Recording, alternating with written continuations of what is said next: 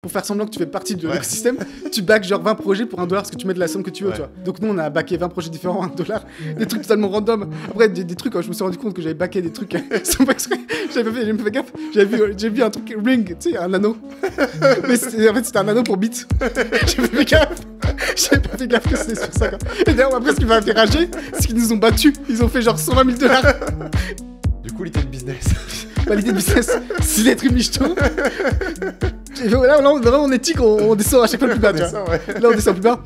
Le phénomène de vieillir, il est pas très compliqué en fait. C'est des cellules qui se multiplient. Et à chaque multiplication, potentiellement, t'as un peu de perte de code génétique, donc elles empirent, tu vois. Une des théories, c'est de ralentir la multiplication des cellules. Et donc, un truc qui fonctionne pour ça, mais qui est un peu triste, c'est. Je suis depuis très longtemps à Brian Johnson, et on a eu un échange email fin 2021. Je me suis plus ou moins fait rembarrer, où en gros, il expliquait à ce moment-là son processus blueprint. Et je lui ai dit, si tu veux vraiment que tes idées te propagent, faut faire le 20-80 de ça, tu vois. Genre, faut vulgariser, toi. Okay. Et en gros, il m'a répondu.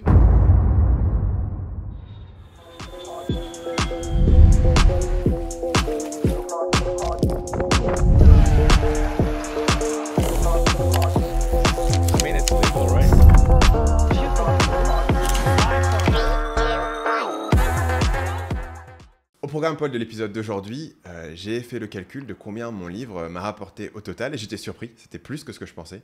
Tu vas nous parler du premier trilliardaire au monde. Tu vas faire un bilan de ton Kickstarter. Je suis très curieux de voir ça. Et finalement, un sujet que tu as noté. La plupart des auditeurs sont en France. Est-ce que nous, on devrait revenir en France pour être plus proche des gens qui écoutent le trilliard? C'est ça. Donc, je commence par combien mon livre m'a rapporté. Donc, j'ai fait le calcul. Le livre est lancé en 2020. Et en gros, j'ai eu toute l'année 2020 pour le vendre. Donc, c'était la première année complète. En 2020, ça a vendu 11 000 unités papier, seulement 2 000 e-books. Les gens n'achètent pas beaucoup d'e-books en France. Aux États-Unis, c'est censé être la moitié du marché. Et 6 800 audiobooks pour un total de 20 000 unités qui ont été vendues sur la première année. Est-ce que déjà ça correspondait à tes attentes? C'était quoi tes objectifs? Est-ce que tu avais mis un truc en place? Le chiffre que j'avais en tête, c'était 10 000 exemplaires. Parce que moi, ce qu'on m'avait dit, c'était 10 000 exemplaires. C'est un best-seller déjà. C'est un best-seller en France. C'est ça qui était considéré comme étant un succès. Et en gros, le mec que j'avais à battre, c'était Olivier Roland. Je ne sais pas si tu vois ce livre. Tout le monde n'a pas eu la chance de rater ses études. Est-ce que tu l'as battu? Tu le verras après. Spoiler. Donc au niveau des droits d'auteur, combien ça a rapporté? Donc c'est un peu plus de 20 000 unités qui ont été vendues. Ça a rapporté un peu plus de 55 000 € de droits d'auteur qui ont été payés directement à moi.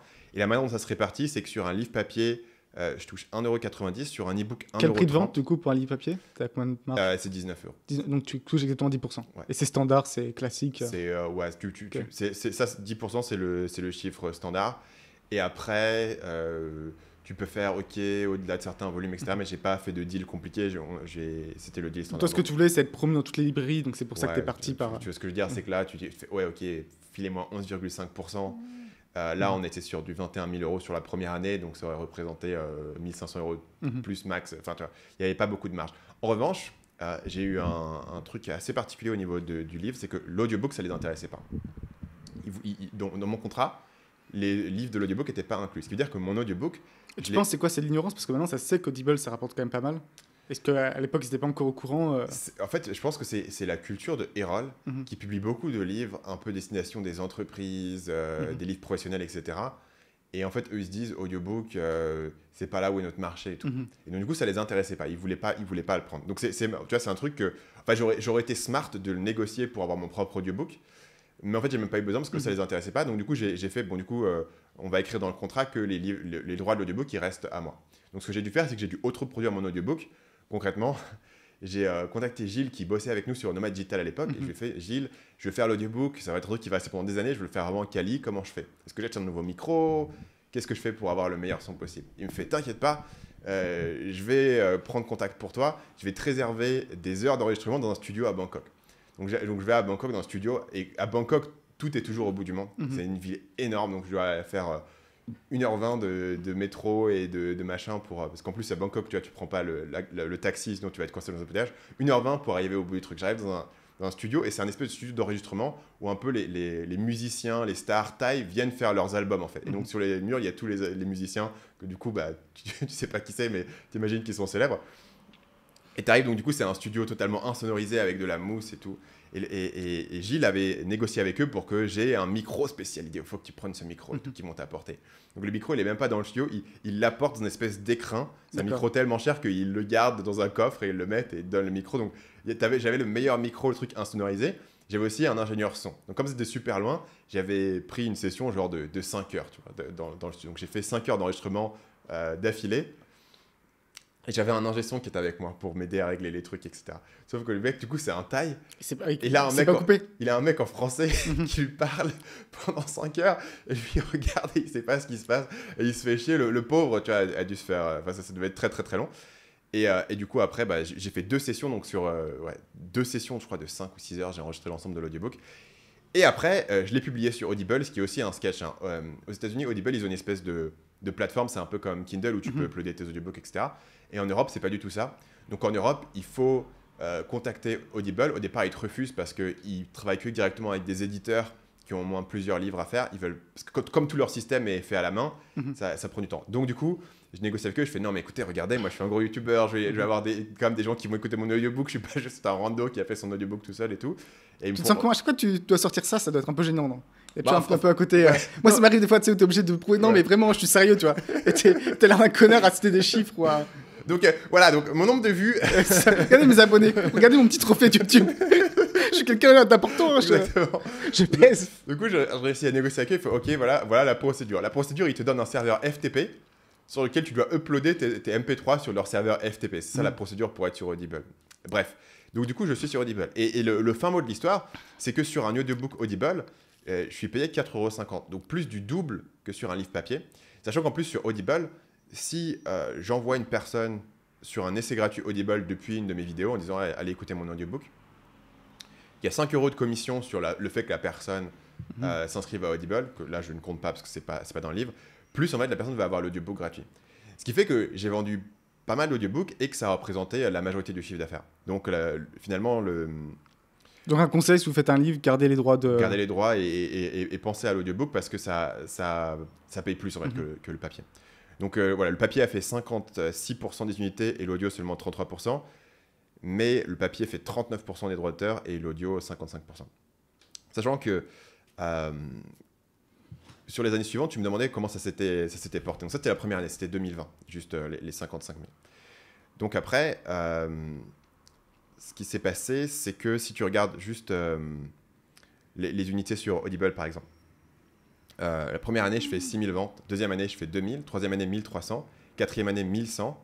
Et là, on est à la cinquième année, ça va être 2024. Et c'est parti pour faire environ 1 000. Tu vois. Donc en fait, ça s'est stabilisé à environ 1/5 de ce que ça avait au départ. Mais sur les 3 dernières années, c'est à peu près stable.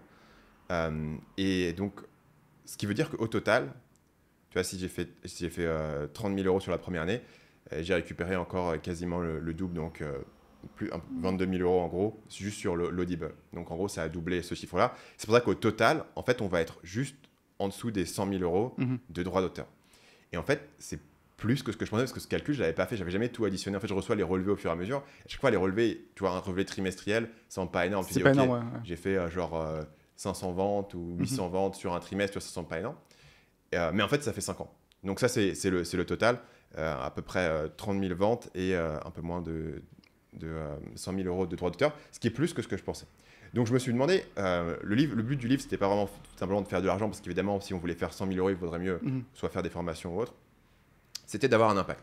Et donc, quel était l'impact ? Est-ce que le livre m'a permis d'être plus connu, d'être plus respecté ? Est-ce que tu avais en tête dès le début, tu voulais créer un livre qui durait vraiment longtemps, un peu ? C'était vraiment le but ? Pour moi, le seul erreur qu'a fait Tim Ferriss dans la semaine de 4 heures, c'est qu'il te cite plein de trucs et de services qui ont en fait super mal vieilli, quoi. Il te cite des services d'assistants virtuels en Inde qui, un an après, n'existaient plus. Et après, je pense, en fait, ça reste comme référence que c'était le premier, mais je pense, comme dit, les ventes ont dû quand même pas mal baisser depuis. Simplement parce que maintenant, une grande majorité de ce qu'il dit, c'est un peu des lieux communs, quoi. Et il te parle d'un truc en mode... Tu peux faire un business de t-shirts sur AdWords et tout. Aujourd'hui, il va essayer de vendre des t-shirts sur AdWords et faire de la marge, tu vois. Enfin, et en fait, le moment où c'est finalement louable, il te donne des outils actionnables et des exemples concrets. C'est aussi ce qui a vieilli. Finalement, la philosophie du livre, tu vois, elle reste impactante, mais ces exemples-là, ils ont vieilli. Donc, dans quelle mesure, tu vois, est-ce que le livre a fait un impact en termes de de mon image et tout. Et moi, dans ma tête, c'était vraiment de se dire, je vais faire un de ces livres où si les gens se disent, j'ai envie de me lancer dans le business en ligne, quel livre est-ce que vous recommandez et être un peu des livres qui soient cités. Tu vois, je voulais avoir cet impact un peu d'image. Donc, au niveau des évaluations, sur Amazon, j'ai un peu plus de 1000 évaluations avec une moyenne de 4,7. Et la raison pour laquelle je cite ça, c'est pour avoir un benchmark. Je regarde par rapport à la semaine de 4 heures. Et la semaine de 4 heures a une moyenne un peu plus basse de 4,4. Et il a 2180 évaluations. Donc, ça a un peu plus du double de mes évaluations. Ce qui est pas mal, parce que la semaine de 4 heures, c'est sorti, bon, genre il y a 15 ans. Et c'est un peu le livre pilier du domaine. Et en gros, j'ai fait à peu près la moitié de ce que lui, il a fait. J'ai aussi comparé avec le fameux Olivier Roland, qui est probablement le livre le plus vendu dans le domaine, qui a été écrit par un Français. Et Olivier Roland, il a 4,5 sur 5, donc encore, je suis en dessous de moi. Mais il a 1689 évaluations, c'est-à-dire environ 50% de plus que moi, enfin 60% de plus que moi. Donc je suis dans la zone d'Olivier Roland, même si je l'ai pas dépassé à ce niveau-là. Évidemment, les évaluations... D'ailleurs, c'est quoi les répartitions entre vente en papier, en magasin et Amazon? Tu sais ça ou pas? C'est pas du tout. Ça j'ai pas accès parce qu'il faudrait vraiment demander à l'éditeur te fait vraiment un truc genre bare bones, tu vois. Ouais. Genre, il te donne juste l'info qu'il y a besoin pour calculer tes droits d'auteur, donc il te break down la version papier et l'e-book, mais il te break down pas Amazon et... Est-ce que tu penses qu'il y a encore quelques exemplaires en librairie quelque part, ou tu penses que c'est totalement fini? Ils ne peuvent pas garder pendant 5 ans, peu importe. Ouais, en librairie, les quelques fois où je suis passé en France, je me suis dit, est-ce que je vais le voir? Je l'ai pas vu. Enfin, tu vois, sur la première année, ouais, je le voyais. Après, donc, est-ce qu'il y a des endroits où ça reste? Peut-être. Après, je pense qu'aujourd'hui, ça doit effectivement surtout être du Amazon. Parce que le rayon marketing dans les librairies, il n'est pas très grand. Ouais, ils ont il n'est pas très grand, et donc il y a... en tout cas, je ne l'ai pas trouvé. Donc, je pense qu'aujourd'hui, c'est surtout du Amazon. Et sur Audible, j'ai regardé. Sur Audible, j'ai pile 1000 notes. La semaine de 4 heures, on a 600. Donc, j'en ai plus que la semaine de 4 heures sur Audible. Et Olivier Roland, on a 1900. Donc, j'ai à peu près la moitié encore de ce qu'il a. Donc, il a fait 90% de plus que moi sur la version audio. Donc, c'est pour donner une idée. Sachant que je sais pour un fait que la version audio touche pas mal de nouvelles personnes parce qu'il y a pas mal de commentaires négatifs sur... Vraiment, le livre est super, mais par contre, ils ont engagé un narrateur de merde. de merde. Ça se sentait qu'il était à Bangkok et que l'ingé son était... Qu'il savait pas articuler. C'est ça. Ouais, ça sentait que l'ingé son comprenait pas ce qu'il entendait. Parce qu'en fait, quand tu lis ton audiobook, tu vois, as un peu le truc de dire, bon, bah, je vais faire une narration d'audiobook classique. Tu vois. Le problème, c'est que moi, comme les gens me connaissent sur YouTube, si sur mon audiobook, je parle totalement différemment, ça va être chelou. Donc ouais, sur l'audiobook, j'essaie de parler un peu plus doucement que dans mes vidéos quand même, parce que c'est quand même un audiobook et on est censé être un peu digne, tu vois. Mais pas non plus avec une diction totalement différente où les gens se disent, c'est quand même bizarre, je reconnais pas Stan, tu vois. Et les gens qui connaissent pas, ils comparent à un narrateur professionnel. Exactement. Et ils disent, il est pas... C'est quoi, comment il est rentré là, quoi. Ouais. C'est ça. Voilà, c'est assez drôle. Mais du coup, ça me montre qu'il y a vraiment des gens qui ont découvert, tu vois, que j'existais avec... Je pense que c'est beaucoup avec l'abonnement Audible. Donc les gens ont des crédits.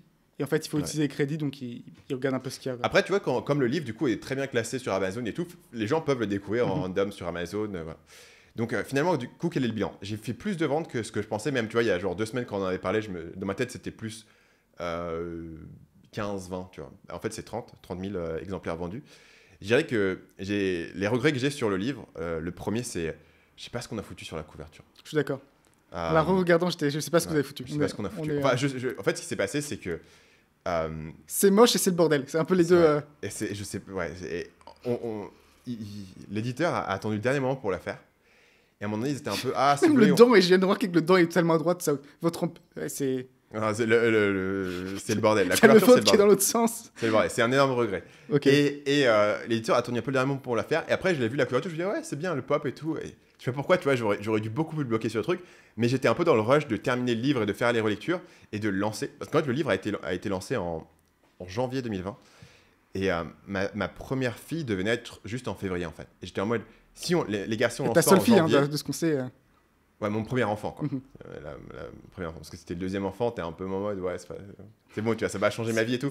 Mais le premier, t'es un peu en mode, oh là là, et après ça, je sais pas à quoi je vais ressembler et tout. Je suis focus. Et donc, j'étais en mode, si on lance pas en janvier, je vais pas pouvoir faire le lancement, je vais pas venir en France, tu vois, en mars, en avril ou quoi, juste avec un bébé de 2 mois. Et après, il s'est avéré que c'était le Covid juste après, donc le timing était assez bon à ce niveau-là pour le lancer. Mais du coup, j'étais en mode, ok, il faut faut shipper, faut pas trop traîner et tout. Et en fait, j'aurais dû. La couverture, c'est tellement important, j'aurais dû vachement plus insister dessus et avoir un meilleur résultat à ce niveau-là. Et tu aurais voulu avoir un résultat en termes de. Elle soit plus. Enfin, elle attire plus la chambre, mais peut-être qu'elle soit plus belle, tu vois. Genre qu'elle tienne plus le temps, potentiellement. Esthétiquement, elle soit plus agréable. Déjà, il y a le truc, c'est que ça correspond pas du tout à la marque, à l'image que j'ai sur YouTube et tout, tu vois. Alors, c'est un peu cheap le truc autour, là, c'est les pop-up. En fait, parce que sinon, il me dit, ok, on va faire une couverture rouge avec ta tête, tu vois. Mais je voulais pas non plus une couverture où c'est juste moi, ma tête qui fait. Parce qu'en fait, ça, c'est vraiment tous les pires livres de business où c'est juste la tête du mec qui dit comment devenir riche et tout. Enfin, j'ai jamais lu un livre de business vraiment cool où c'était juste la tête du mec qui était sur la couverture, quoi. Il faut qu'il y ait un concept et tout, mais je pense qu'on aurait dû peut-être trouver un concept plus simple ou alors juste mettre le titre, à la limite faire un truc plus minimaliste. Là, je sais pas ce qui s'est passé, c'est le bordel. Et même, tu vois, pour le titre, pour le coup, c'est moi qui l'ai choisi. Et j'ai l'impression que le titre, je l'ai un peu over-engineer, tu vois. Je me suis trop cassé la tête sur le titre pour avoir un truc qui était original. Je le regrette pas, mais je me dis, est-ce que c'était le meilleur titre ? C'est quoi le problème ? Est-ce que tu penses que ça attire pas assez peut-être les débutants, justement ? Le livre d'Empire, c'est un peu en fait, je trouve que grandiose. Non, c'est juste un peu. Le titre, il est pas mal, tu vois. Votre empire dans un sac à dos, c'est unique, tu vois. Parce que le problème, c'est que sinon, tu fais un titre en mode comment monter un business en ligne rapidement, tu vois. Et tu dis, c'est totalement générique, ouais. C'est difficile de. Même si Olivier Roland est pas mal pour le coup. Tout le monde n'a pas eu chance de rater ses études. Son titre. Et je pense que du coup, j'ai un peu ce truc de. Mais lui, il a un peu un titre à rallonge, un peu surcompliqué. Et je pense que du coup, je me suis dit, tiens, c'est intéressant, je peux faire un titre à rallonge super compliqué. Il y avait un autre titre qui m'avait inspiré à l'époque, c'était L'art subtil de s'en foutre. Tu vois, qui est aussi un titre un peu à rallonge avec un espèce de concept un peu plus avancé. Donc le titre est OK. Je pense que si je le referais aujourd'hui, je repasserai quelques semaines à le workshopper et voir si je peux trouver un meilleur truc. C'était une idée comme ça, un truc, une autre idée que tu as ignorée à ce moment-là Un truc, genre, pas ce titre-là parce qu'il est pris, mais Psychology of Money par exemple, tu vois, c'est un titre qui n'est pas over-engineer, mais qui juxtapose deux trucs et du coup qui est simple, qui est encapsulé. Après, tu vois, le bouquin de Andrew Wilkinson, par exemple, Never Enough, c'est si pareil, c'est juste deux mots. Ça a une émotion qui est forte dedans.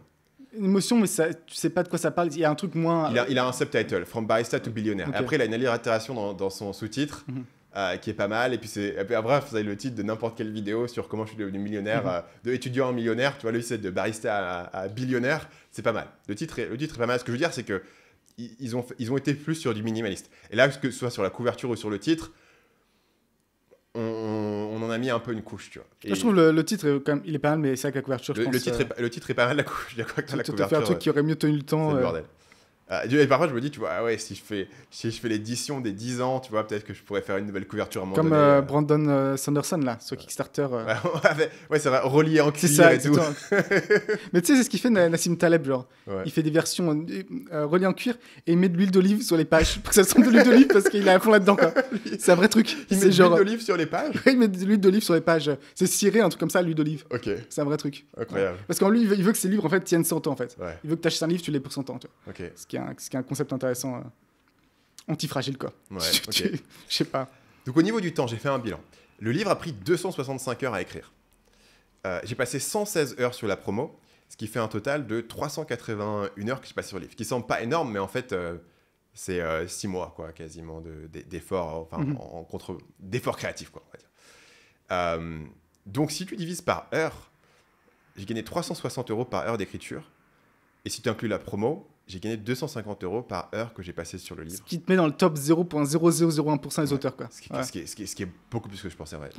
Dans ma tête, même au moment où j'étais prêt à accepter que ça allait quasiment être rien. Dans ma tête, même au moment où j'écrivais, tu vois, le livre, ça allait rapporter 0, quoi.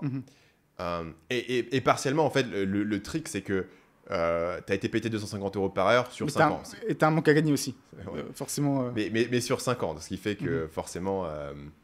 Voilà, ça s'étale, il faut être patient et tout, mais potentiellement, tu vois, il n'est pas impossible que sur les prochaines années, ça refasse 30, 50 000 €, tu vois, de droits d'auteur au fil du temps.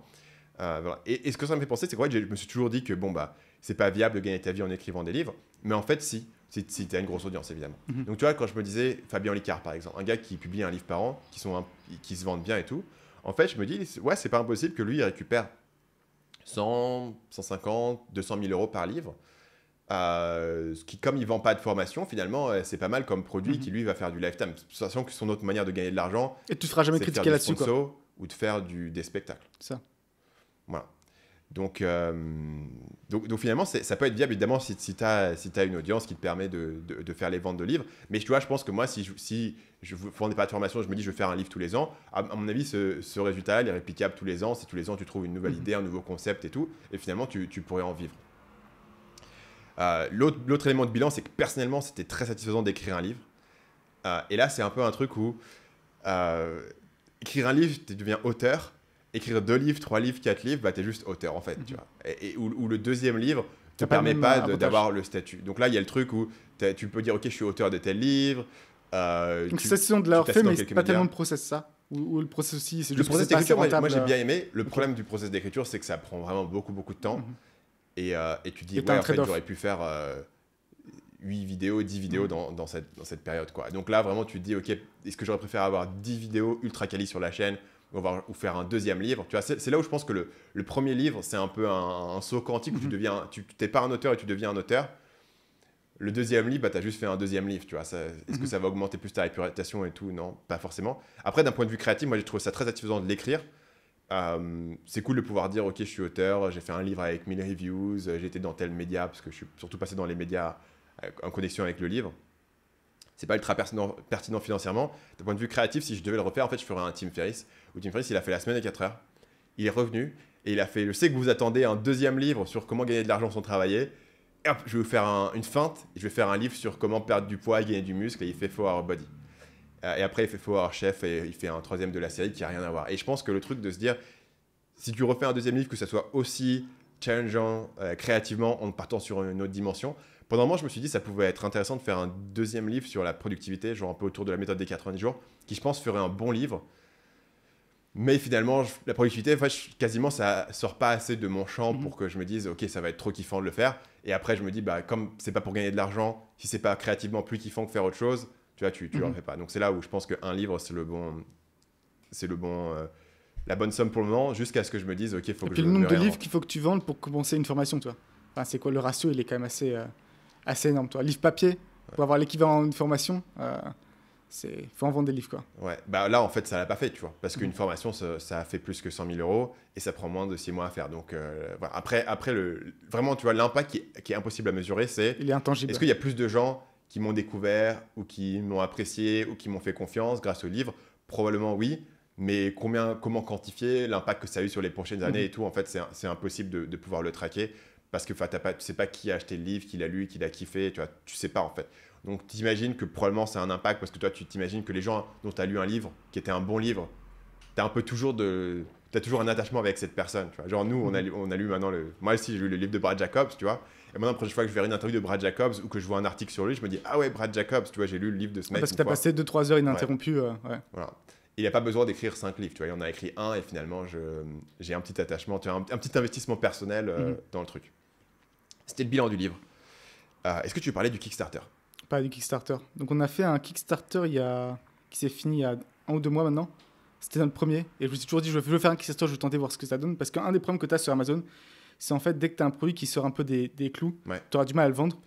Parce qu'il n'y a pas de recherche. Bah en fait, il y a deux choses. Effectivement, il y a un point, c'est qu'il n'y a pas de recherche. Donc il y a ma fameuse histoire, je crois que j'ai déjà parlé, du vase Bluetooth.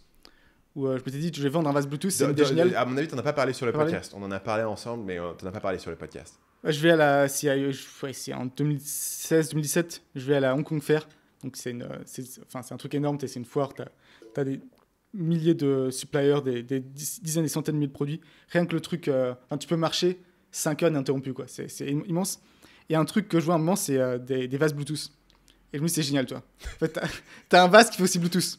Effectivement, comme idée cadeau, sympa. Donc à l'intérieur, tu peux mettre des fleurs. C'est ça, tu peux mettre de l'eau. Mais tu peux aussi le connecter à ton... Et c'est ça, et ça fait, sur l'extérieur, c'est une sorte de speaker, donc ça fait du Bluetooth, ouais. Et tu penses que le pitch, c'est vous n'avez pas beaucoup de place, donc vous avez du 2 en 1? Non, l'idée, c'est un cadeau original, toi, c'est un cadeau sympa. Toi, les gens aiment bien les fleurs, j'aime bien la musique. On va faire Bluetooth. Ils s'éclatent quand même, les Chinois, parfois. C'est le gros problème des Chinois, en fait, c'est qu'ils sont très gimmicky dans la situation-là, ils sont très...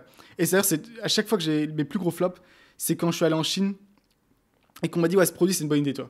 Ou ils disent que ça va exploser.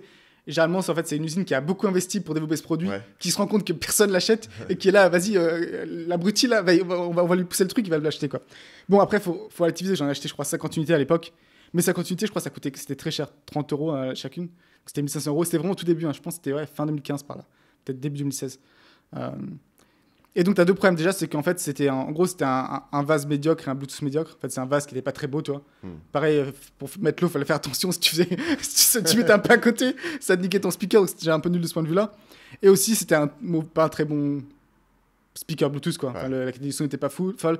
T'avais une app à moitié en chinois. Enfin, c'était un bordel. Donc, déjà, c'était un peu une merde. Donc, tu penses que si tu avais fait un Kickstarter, le vase, il aurait marché? Il y aurait déjà plus de chance. Okay. Parce que déjà, toi, tu as un aspect innovant, un truc intéressant, pourquoi pas, toi. Okay. Et l'autre truc, effectivement, c'est personne cherche vase Bluetooth sur Amazon. Ça n'existe pas. Tu as zéro recherche. Les gens qui tapent vase, ils veulent un vase. Les gens qui tapent un speaker Bluetooth, ils veulent un speaker Bluetooth. Ils vont pas les deux ensemble, quoi. Donc, c'est un peu le problème. Et donc nous, on a ce problème pour ce genre de produit maintenant qu'on développe nous-mêmes. Soit parce que il peut y avoir plusieurs raisons. Soit parce que tu as un prix qui est un peu en dehors de ce qui se fait normalement, notamment ce qui est plus cher. Sur Amazon, en gros, toute la visibilité, c'est sur le top 5, top 10 des résultats de recherche. Donc, si tu tapes, dans ce cas, refroidisseur PC portable, 90% des ventes, c'est dans le top 10, en gros, la recherche. Et donc, forcément, il faut appeler un peu au plus bas dénominateur commun, toi. Si tu exclus 95% des gens potentiels parce que ton prix est trop élevé et que les gens ne sont pas intéressés ou payent $100 pour un refroidisseur, tu n'iras jamais dans le top et personne ne te verra jamais. Même les personnes qui potentiellement pourraient être intéressées ne te verront pas, en fait. Donc, ça, c'est problématique, mais ça peut être sur d'autres trucs. Ça peut être sur l'apparence. Si ton apparence est un peu unique, pareil. Ça peut être si tu as une couleur un peu différente ou si tu as une feature que seulement 5% des gens veulent et qu'il n'y a pas de recherche pour, ça va coincer, quoi. Donc, on s'est dit, on va faire un Kickstarter, on va voir ce que ça donne. Donc, le produit, c'était un refroidisseur. PC portable, le meilleur au monde. C'est qu'on a passé comme 2-3 ans à développer. Et le résultat, c'est $70,000 en backing, donc en funding, ouais. C'est les équivalents de vente, en fait. Ouais. Et c'est combien d'unités? Je crois que c'est 800 et quelques. Ouais, je crois qu'on était à quasiment $80 de prix moyen. Donc c'est 800 unités. Tout ça pour finir, et ça qui est un peu violent, à seulement 4% de marge. Et il y a plusieurs raisons pour ça. C'est que, en fait, on a tout expédié à Amazon, et quand tu expédies d'Amazon à une adresse un peu externe, ça coûte cher. Donc je crois que c'était genre $20 par unité. Et la raison pour laquelle tu as fait ça en passant par Kickstarter, c'était pour simplifier la logistique d'expédition. La flemme pour 800 unités, j'avais la flemme de faire un truc logistique spécial. Et aussi, il y a des gens qui achètent de partout, toi. Des gens qui achètent de pays des Caraïbes, je crois qu'on a un en Somalie. Enfin, c'est un peu n'importe quoi. Et du coup. Amazon expédie en Somalie? Non, du coup, on a dû expédier depuis la Chine. Mais du coup, par avion. Là, tu as rapidement pour $30, toi, pour l'expédition, quoi. Mais et tu peux exclure ces pays, tu peux toi simplifier la vie et expédier que UK, Europe, Australie, US, c'était à 80% des ventes, et Canada. Mais moi, ça faisait délirer aussi de dire, bah voilà, on a un backer en Somalie, toi. Donc on l'a fait des emmerdes parce que du coup les douanes, tout ça en Somalie, c'est un peu dodgy. Donc c'est pas intéressant financièrement, mais c'est plus pour l'histoire, quoi. Pour se dire qu'on a nos produits là actuellement. Je connais pas la capitale de la Somalie, excusez-moi tous les Somaliens qui nous écoutent, mais dans cette ville-là qui est en train d'utiliser notre produit. Mais du coup, il y a un levier derrière, c'est un produit que tu peux revendre derrière, ou c'était un one-shot, le Kickstarter? Non, après on va sur Amazon. Donc, et c'est ça où ça devient intéressant, et là où c'est bien un peu, on rejoint un peu ce que tu dis. Tu peux dire, on a fait un Kickstarter, on a un produit innovant. Donc tu as cette preuve sociale potentiellement, mais c'est dur de savoir à quel point elle compte. Et tu as aussi de façon générale, vu qu'il y a quand même beaucoup d'ads qui ont été faites, des gens qui veulent pas acheter sur Kickstarter. Sur Kickstarter, tu as quand même la notion que tu peux ne pas recevoir ton produit, tu vois. Donc des gens préfèrent attendre ça sort sur Amazon, ils l'achètent. Et donc c'est vrai qu'au début, on a eu plus de ventes que normalement on aurait dû avoir organiquement. Donc je pense que tu avais quand même cette vague un peu de gens qui attendaient que le produit sorte sur Amazon. Mais c'est dur à quantifier vraiment, toi. Combien de personnes... et donc c'est un peu ce côté intangible de la preuve sociale et du fait que potentiellement, tu as des gens qui nous ont vus, qui plus tard... Donc tu as fait beaucoup de pubs pour promouvoir le Kickstarter, et c'est ça qui a fait baisser la marge? C'est ça, ça c'est l'énorme problème, et je pense le truc qui est pas trop connu avec Kickstarter. C'est en fait que Kickstarter fonctionne en circuit fermé. C'est-à-dire qu'en fait, tu vas voir vite fait les backers. C'est des gens qui ont des backers, donc c'est des gens qui achètent le truc, quoi. Ils appellent ça backer pour que légalement ils aient aucun droit. C'est un peu ça. Non, mais en fait, ça. Tu backes le projet. Ils t'ont fait une donation pour que ton projet existe, en fait, quoi. Non, c'est une donation. C'est comme les investisseurs dans OpenAI. Là, c'est purement une donation. Et en fait, c'est toujours les mêmes personnes. Et donc, en fait, tu es obligé de passer. Tu peux pas faire tes pubs toi-même parce qu'en fait, tu n'as pas le bon pixel, toi. En fait, ce que tu veux, c'est. Il y a 2-3 agences qui le font et qui font payer bien cher. C'est des agences qui ont déjà la liste sur le pixel Facebook avec les 50 000 backers, 100 000 backers qui sont inscrits sur... Comment est-ce qu'ils ont ce pixel? Ils ont le droit de mettre un pixel sur les pages Kickstarter? Ouais, il y a le droit. Et ça fait surtout, ça fait 10 ans qu'ils le font, en fait. Ils sont 2-3, il y a Gelop, il y a quelques gros. Putain, c'est incroyable, ok. Et donc, en fait... Est-ce que Kickstarter n'aurait pas intérêt à eux-mêmes reprendre ce business? Moi, totalement, je pense. Ça aurait du sens. Et tu sais, leur liste email... sinon, là, Kickstarter, on en parlera un peu de comment tu peux te faire aider par Kickstarter, parce que c'est un peu particulier leur truc, mais bon, en gros, l'idée, c'est que tu es obligé de passer par ces agences-là. Et tu penses que ces agences, elles font un gros volume? Mais en fait, c'est là où tu te sens qu'ils sont un peu obligés de te faire payer assez cher, c'est qu'au final, Kickstarter, ça reste un truc assez petit, toi. Ouais. Je crois en cumulé depuis le début, ils sont genre à 1 milliard, toi. Ok. En 10 ans, toi. En sachant que tu as des Brown Solomon qui a fait 40 millions, toi. Donc il a peut-être fait 4% une fois, toi. Après, tu as Pebble qui a fait 20 millions, genre 3 fois. Enfin, tu dis, c'est pas un gros truc Kickstarter, toi. Ouais.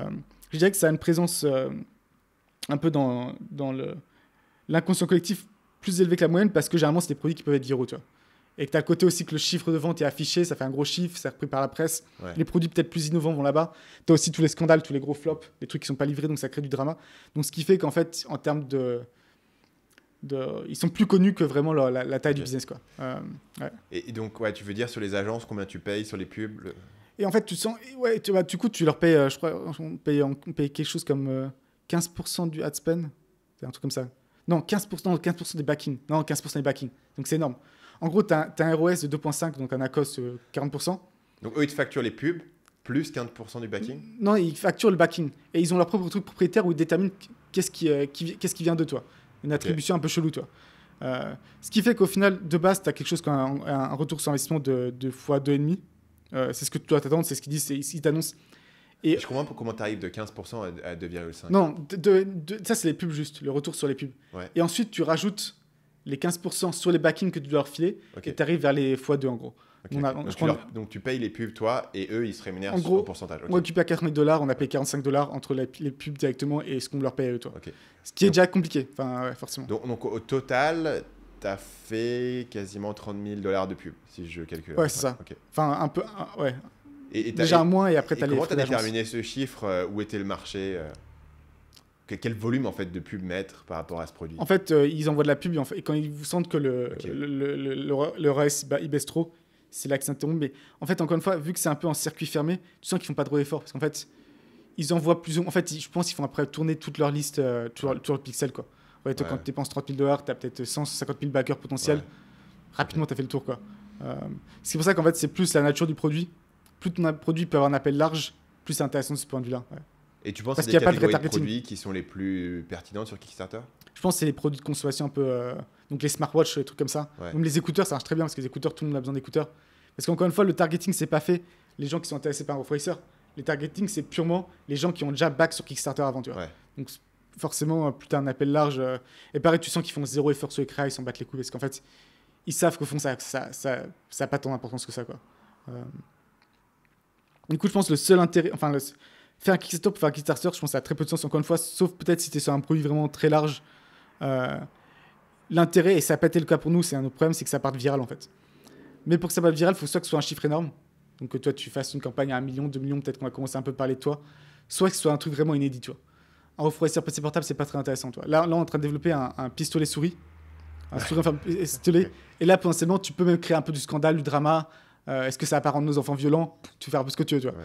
Et là, il y a plus de sujets à en parler. Donc là, ouais, c'est ça un peu ma propre conclusion, c'est que Kickstarter, juste pour Kickstarter, ça a zéro intérêt.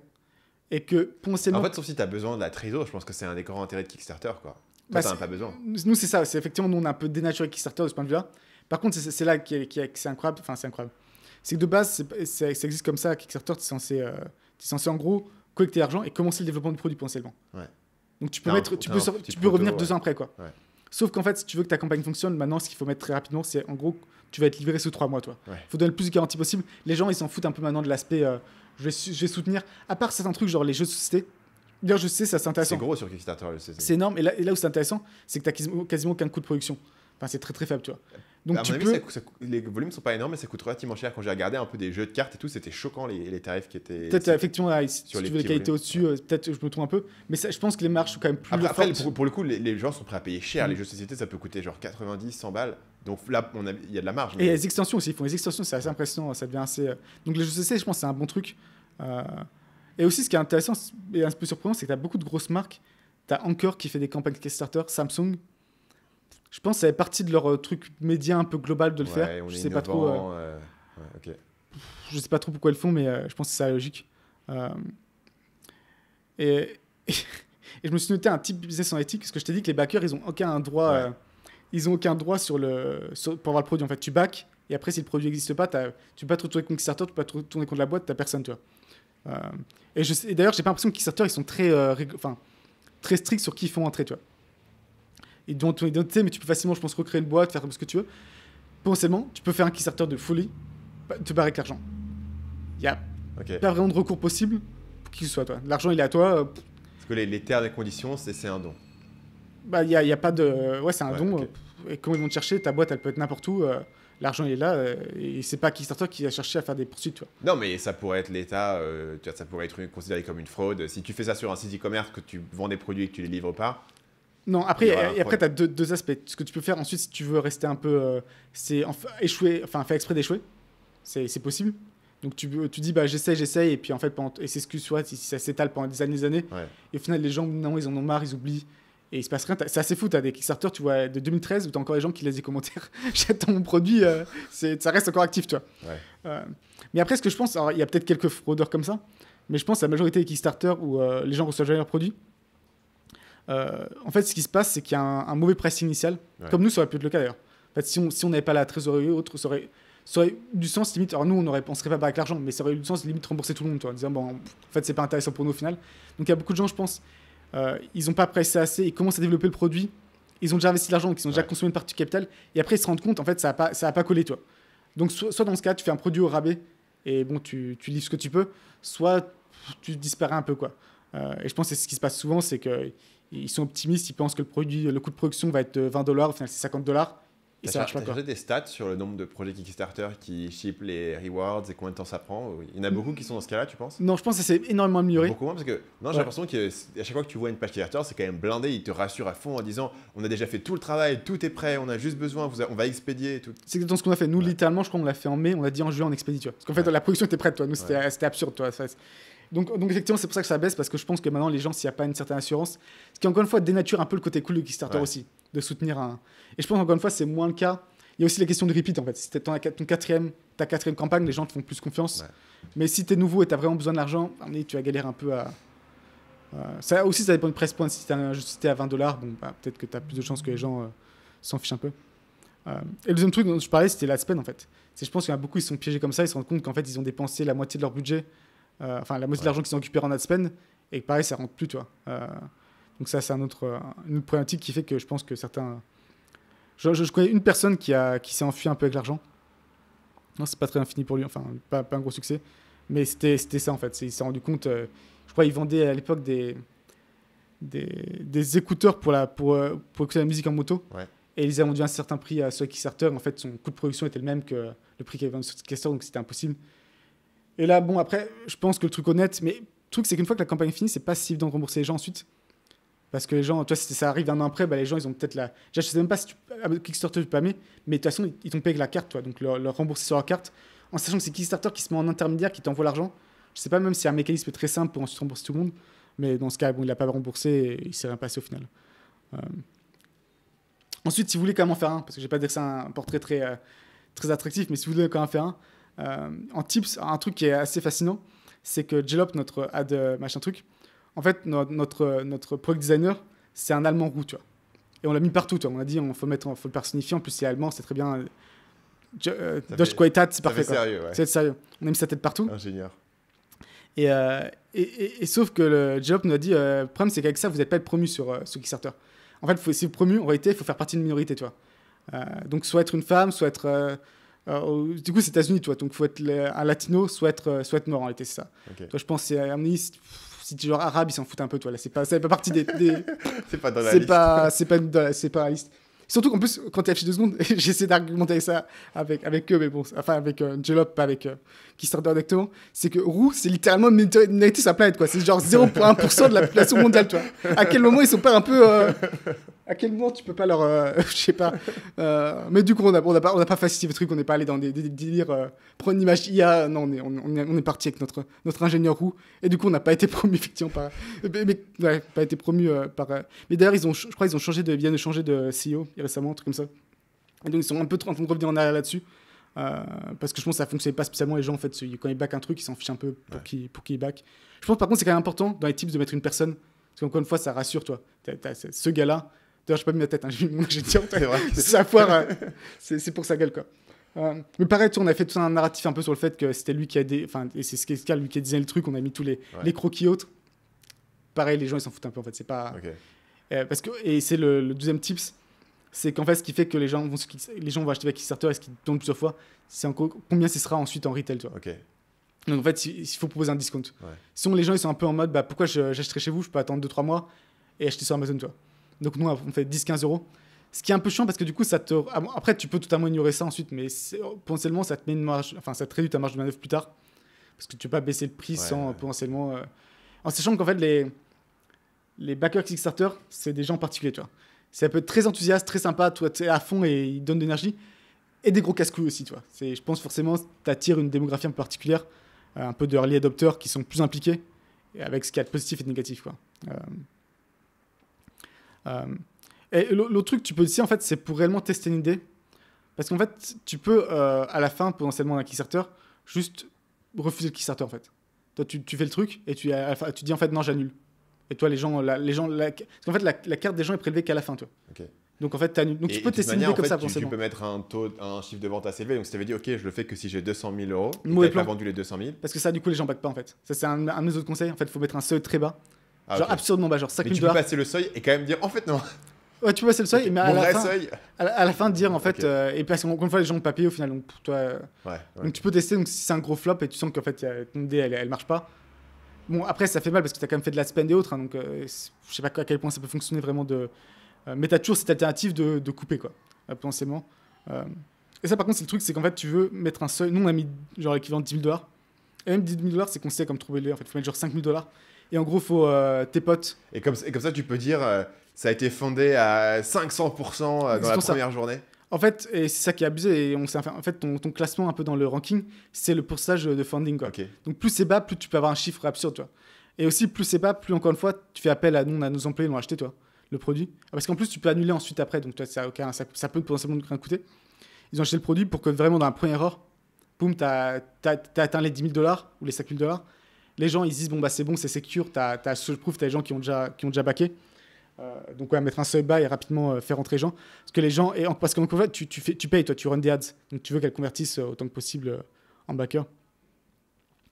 Je pense aussi un truc que je regarde un peu, c'est qu'on a fait un peu un truc spécial Kickstarter en termes de listing, ce qui rajoute du travail. Et en fait, je pense qu'on va refaire des Kickstarter, mais du coup, on va mettre plus ou moins le listing Amazon. Tu vas pas chercher. Toi, tu as 14 images, c'est très bien comme ça. Tu rajoutes peut-être une image spéciale Kickstarter et tu envoies le truc et tu prends pas plus de la tête que ça. Donc, l'intérêt pour toi de refaire des Kickstarter, c'est quoi, du coup?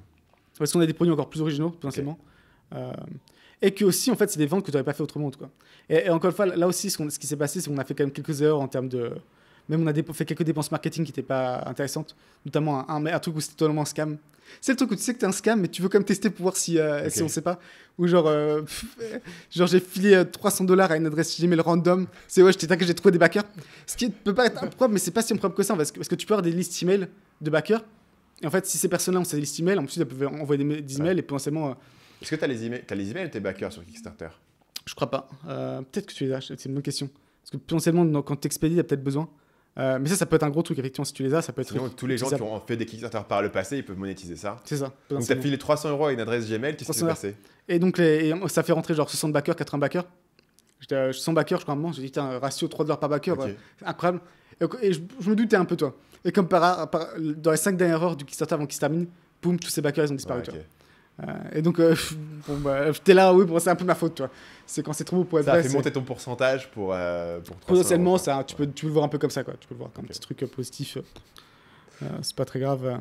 Mais pareil, c'est eux qui t'ont contacté, qui t'ont prospecté en disant je vais t'aider à trouver des backers. C'est ça, en fait. Par contre, effectivement, tu vas te faire bombarder de messages comme ça. Je pense faut pas y aller. T'as un autre truc qui est intéressant, j'ai pas testé, mais j'étais un peu curieux. T'as aussi genre 5-6 boîtes japonaises qui contactent. Parce que apparemment, ils ont l'équivalent Kickstarter chez eux.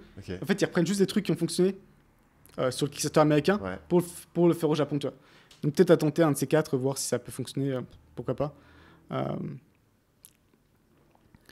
autre truc aussi qui est important, c'est un peu couillon, c'est en fait, tu connais le concept de early bird. Donc tu dis en gros, si t'es le premier, t'as un discount de fou. Là, il faut rajouter encore un truc super early bird. Donc fais super early bird et prix normal, tu vois. Pour vraiment créer des tiers différents. Et en fait, ça crée de l'urgence, parce que le problème, Kickstarter, la campagne, elle dure combien de temps? 30 jours.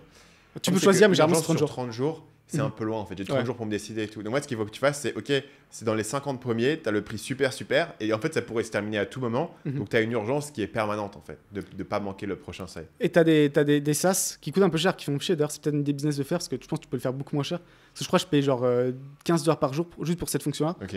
Où en fait, ça va remettre, toi, tu vas dire, je veux rester à deux unités, toi, sur le Super Early Bird. En fait, donc dès que quelqu'un achète, ça passe 1, puis ça remet à 2. Et en fait, du coup, tu restes toujours à 2. Parce que sinon, pendant les 2 premières semaines, je mettais genre 20-30, ce qui n'est pas optimal comparé à 2 unités restantes. Toi, donc, du coup, ça augmente constamment. C'est ça remonte. Et c'est moi qui, manuellement, de le faire 4 fois par jour, toi. Donc, ça faisait chier de payer $15 pour un truc aussi simple que ça, mais t'es là, toi, un jour, t'oublies, donc tu perds le Super Early Bird, donc t'as moins de. Enfin, bref. Donc, je pense qu'il faut utiliser ce genre de software, et potentiellement, tu peux le développer. On devient un code random, il te fait ça en 3 jours. Et encore une fois, c'est pas un gros marché, mais moi, je serais client, toi.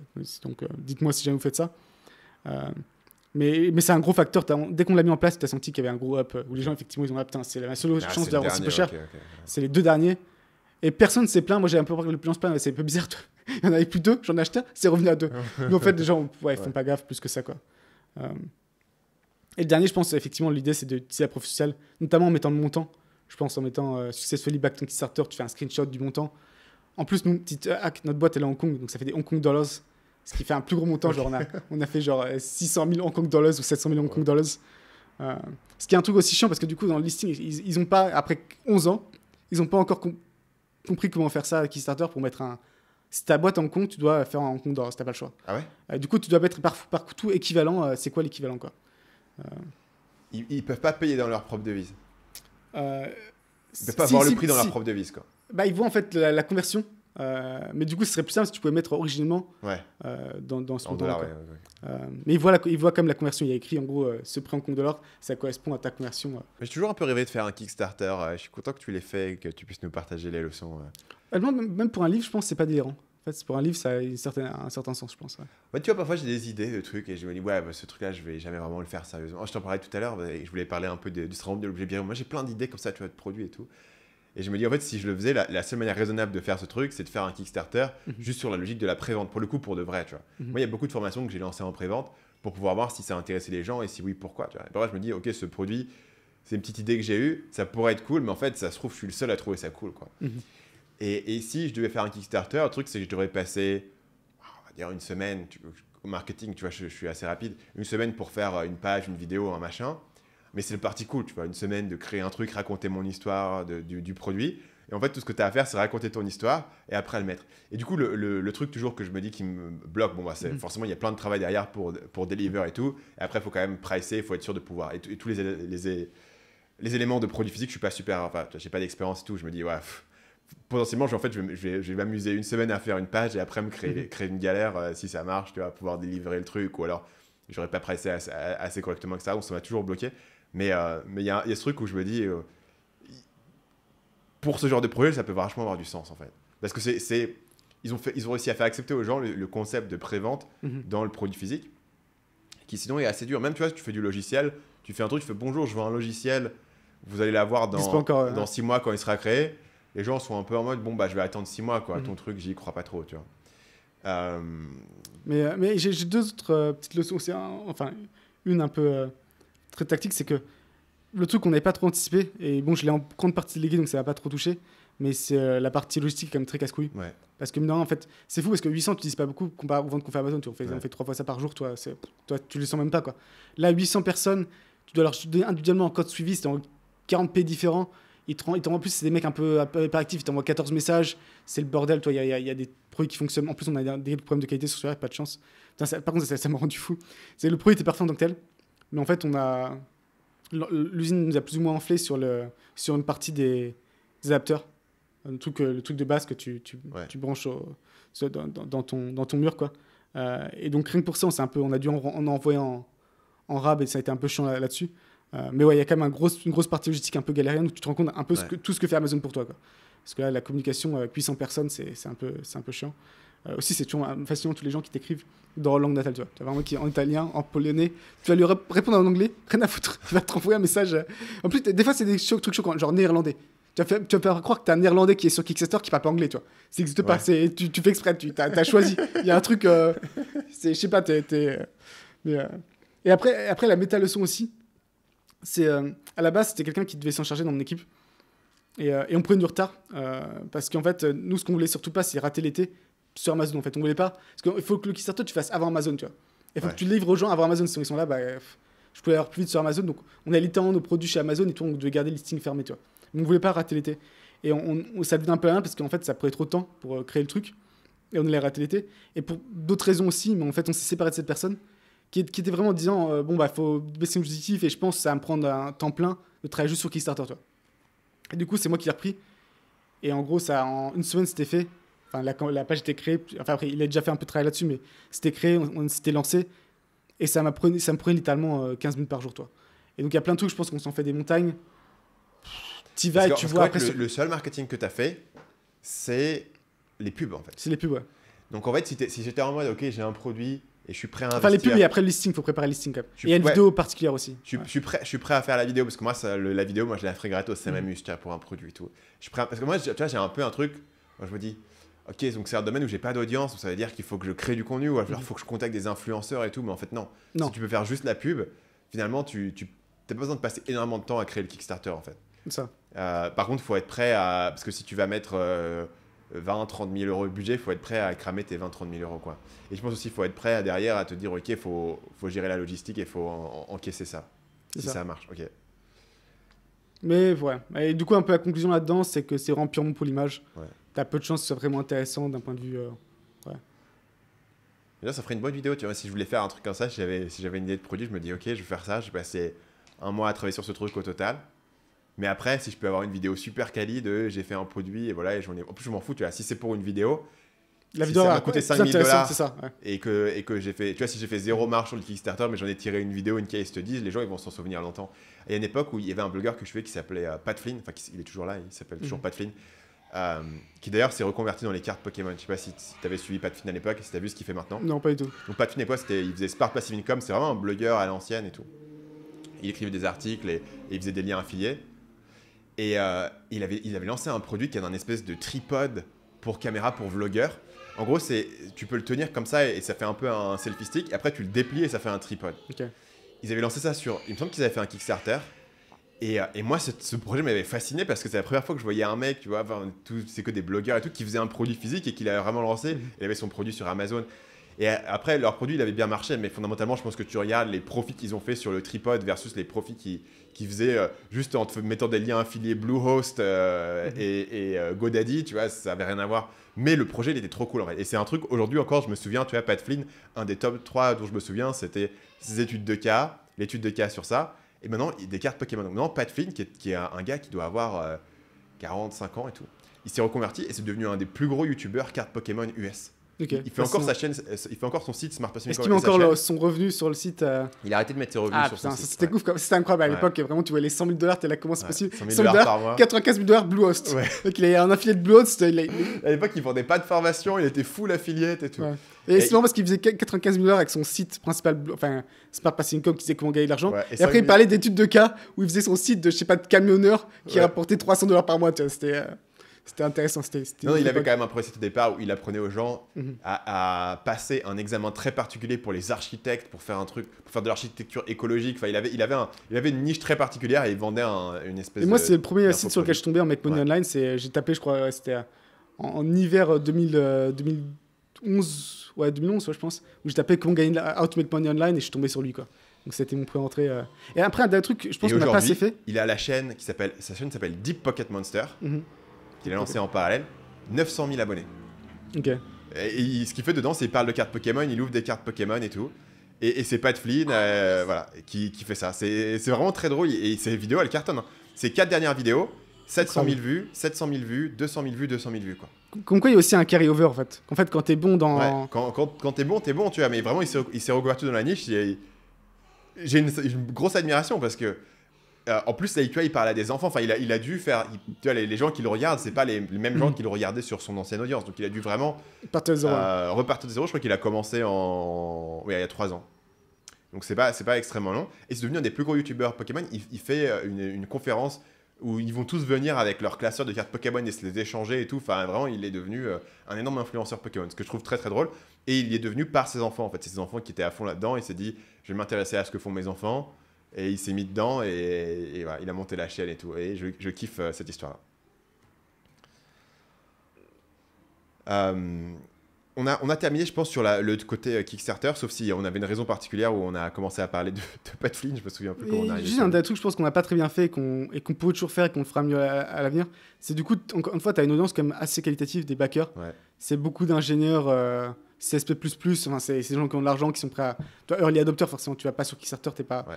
Et donc, je pense qu'on l'a partiellement leverage dans le sens où ce qui est assez intéressant, c'est que vite fait, ils te disent qu'est-ce qui manque dans ton listing, en fait.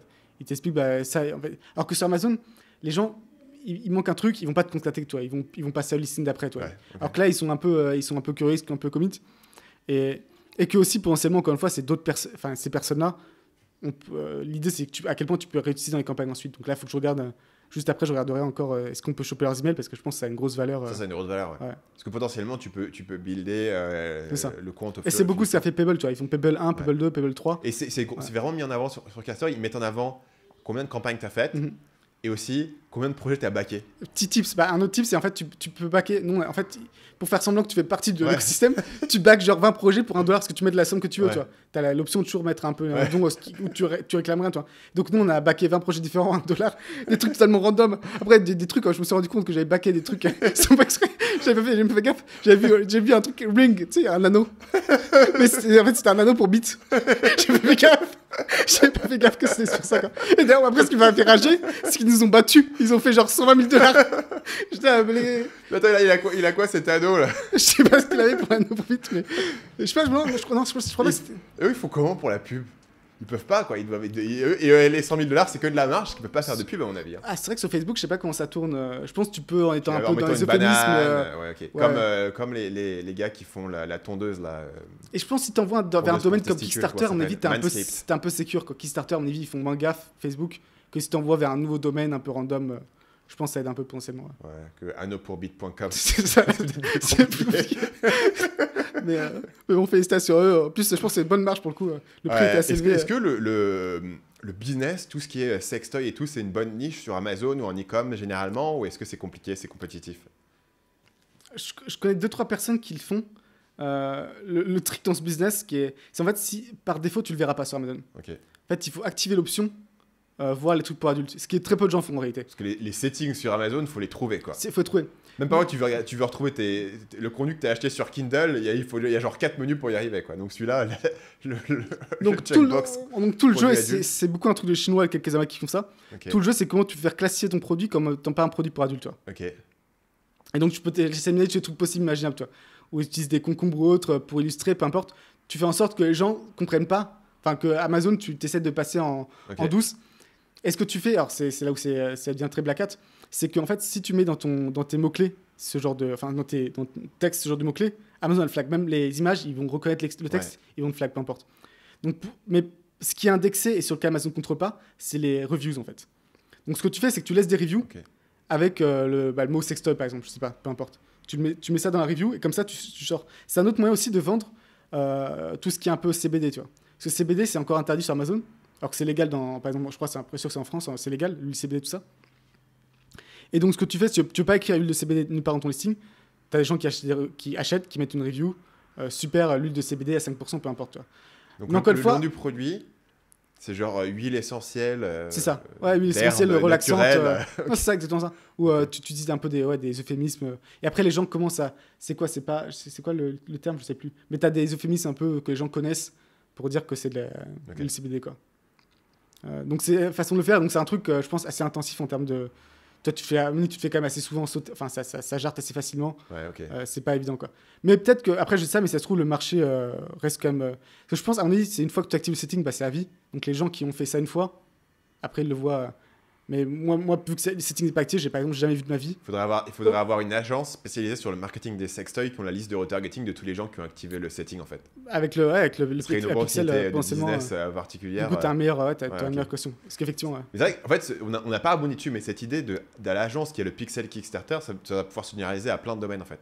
Tu te spécialises sur un domaine très spécifique et où il y a un type de clientèle. Et en fait, c'est en mode, du coup, les gens qui achètent ce type de produit, nous, on les a et on vous donne directement les listes de retargeting. Ouais, ça existe, hein, il y a des armes, enfin, c'est un gros marché, tout ça, de revente de. Ouais. Mais je veux dire, tu vois, en te disant, ok, je vais choisir une verticale et juste une partie de ma valeur ajoutée, c'est pas juste, ok, je vais faire des super pubs, c'est aussi juste, j'ai accès à la data et j'ai accès aux listes. Ok. Ouais. Tu veux parler du premier trilliardaire? Dans la liste des trilliardaires potentiels, ouais. Je pense qu'il a des chances dans les 20-30 prochaines années, voire plus, parce que justement, il veut devenir immortel. Ouais. Donc, toi, avec l'inflation, tu vis 2 millions d'années, c'est sûr qu'on va arriver à trilliard, toi. C'est sûr que ça va fonctionner. Donc, pour ça, je pense qu'il a des bonnes chances. Donc, forcément, peut-être vous savez de qui je parle, de Brian Johnson. Je pense que la majorité des gens qui nous écoutent, doivent savoir qui c'est. C'est un mec, vous tapez sur Google Brian Johnson, c'est un mec dans la longévité. Qu'il avait monté une boîte, Braintree, il me semble qu'il avait vendu à PayPal. Pour 800 millions. Ouais. Et après, son projet, c'est je vais développer les meilleures techniques pour ne jamais mourir et je vais mesurer que mon âge ça arrivait un peu après. Des cellules diminuent. Quoi. Pendant un moment, son gros focus, c'était un truc qui s'appelle, et c'est à ce moment-là que je me suis intéressé à lui, c'était un truc qui s'appelle Kernel. Et en fait, c'était une sorte de casque. Et je sais pas ce qui s'est passé. Est-ce qu'ils ont arrêté de développer ou autre? J'ai l'impression que c'est un peu, ils ont pas réussi. Okay. Et aussi, à l'époque, ils dépensaient. Ça faisait quoi le casque? Justement, l'idée du casque, en fait, c'est que ça te donnait des métriques sur ton cerveau, en fait. Okay. Lui, toute sa thèse, c'est en gros.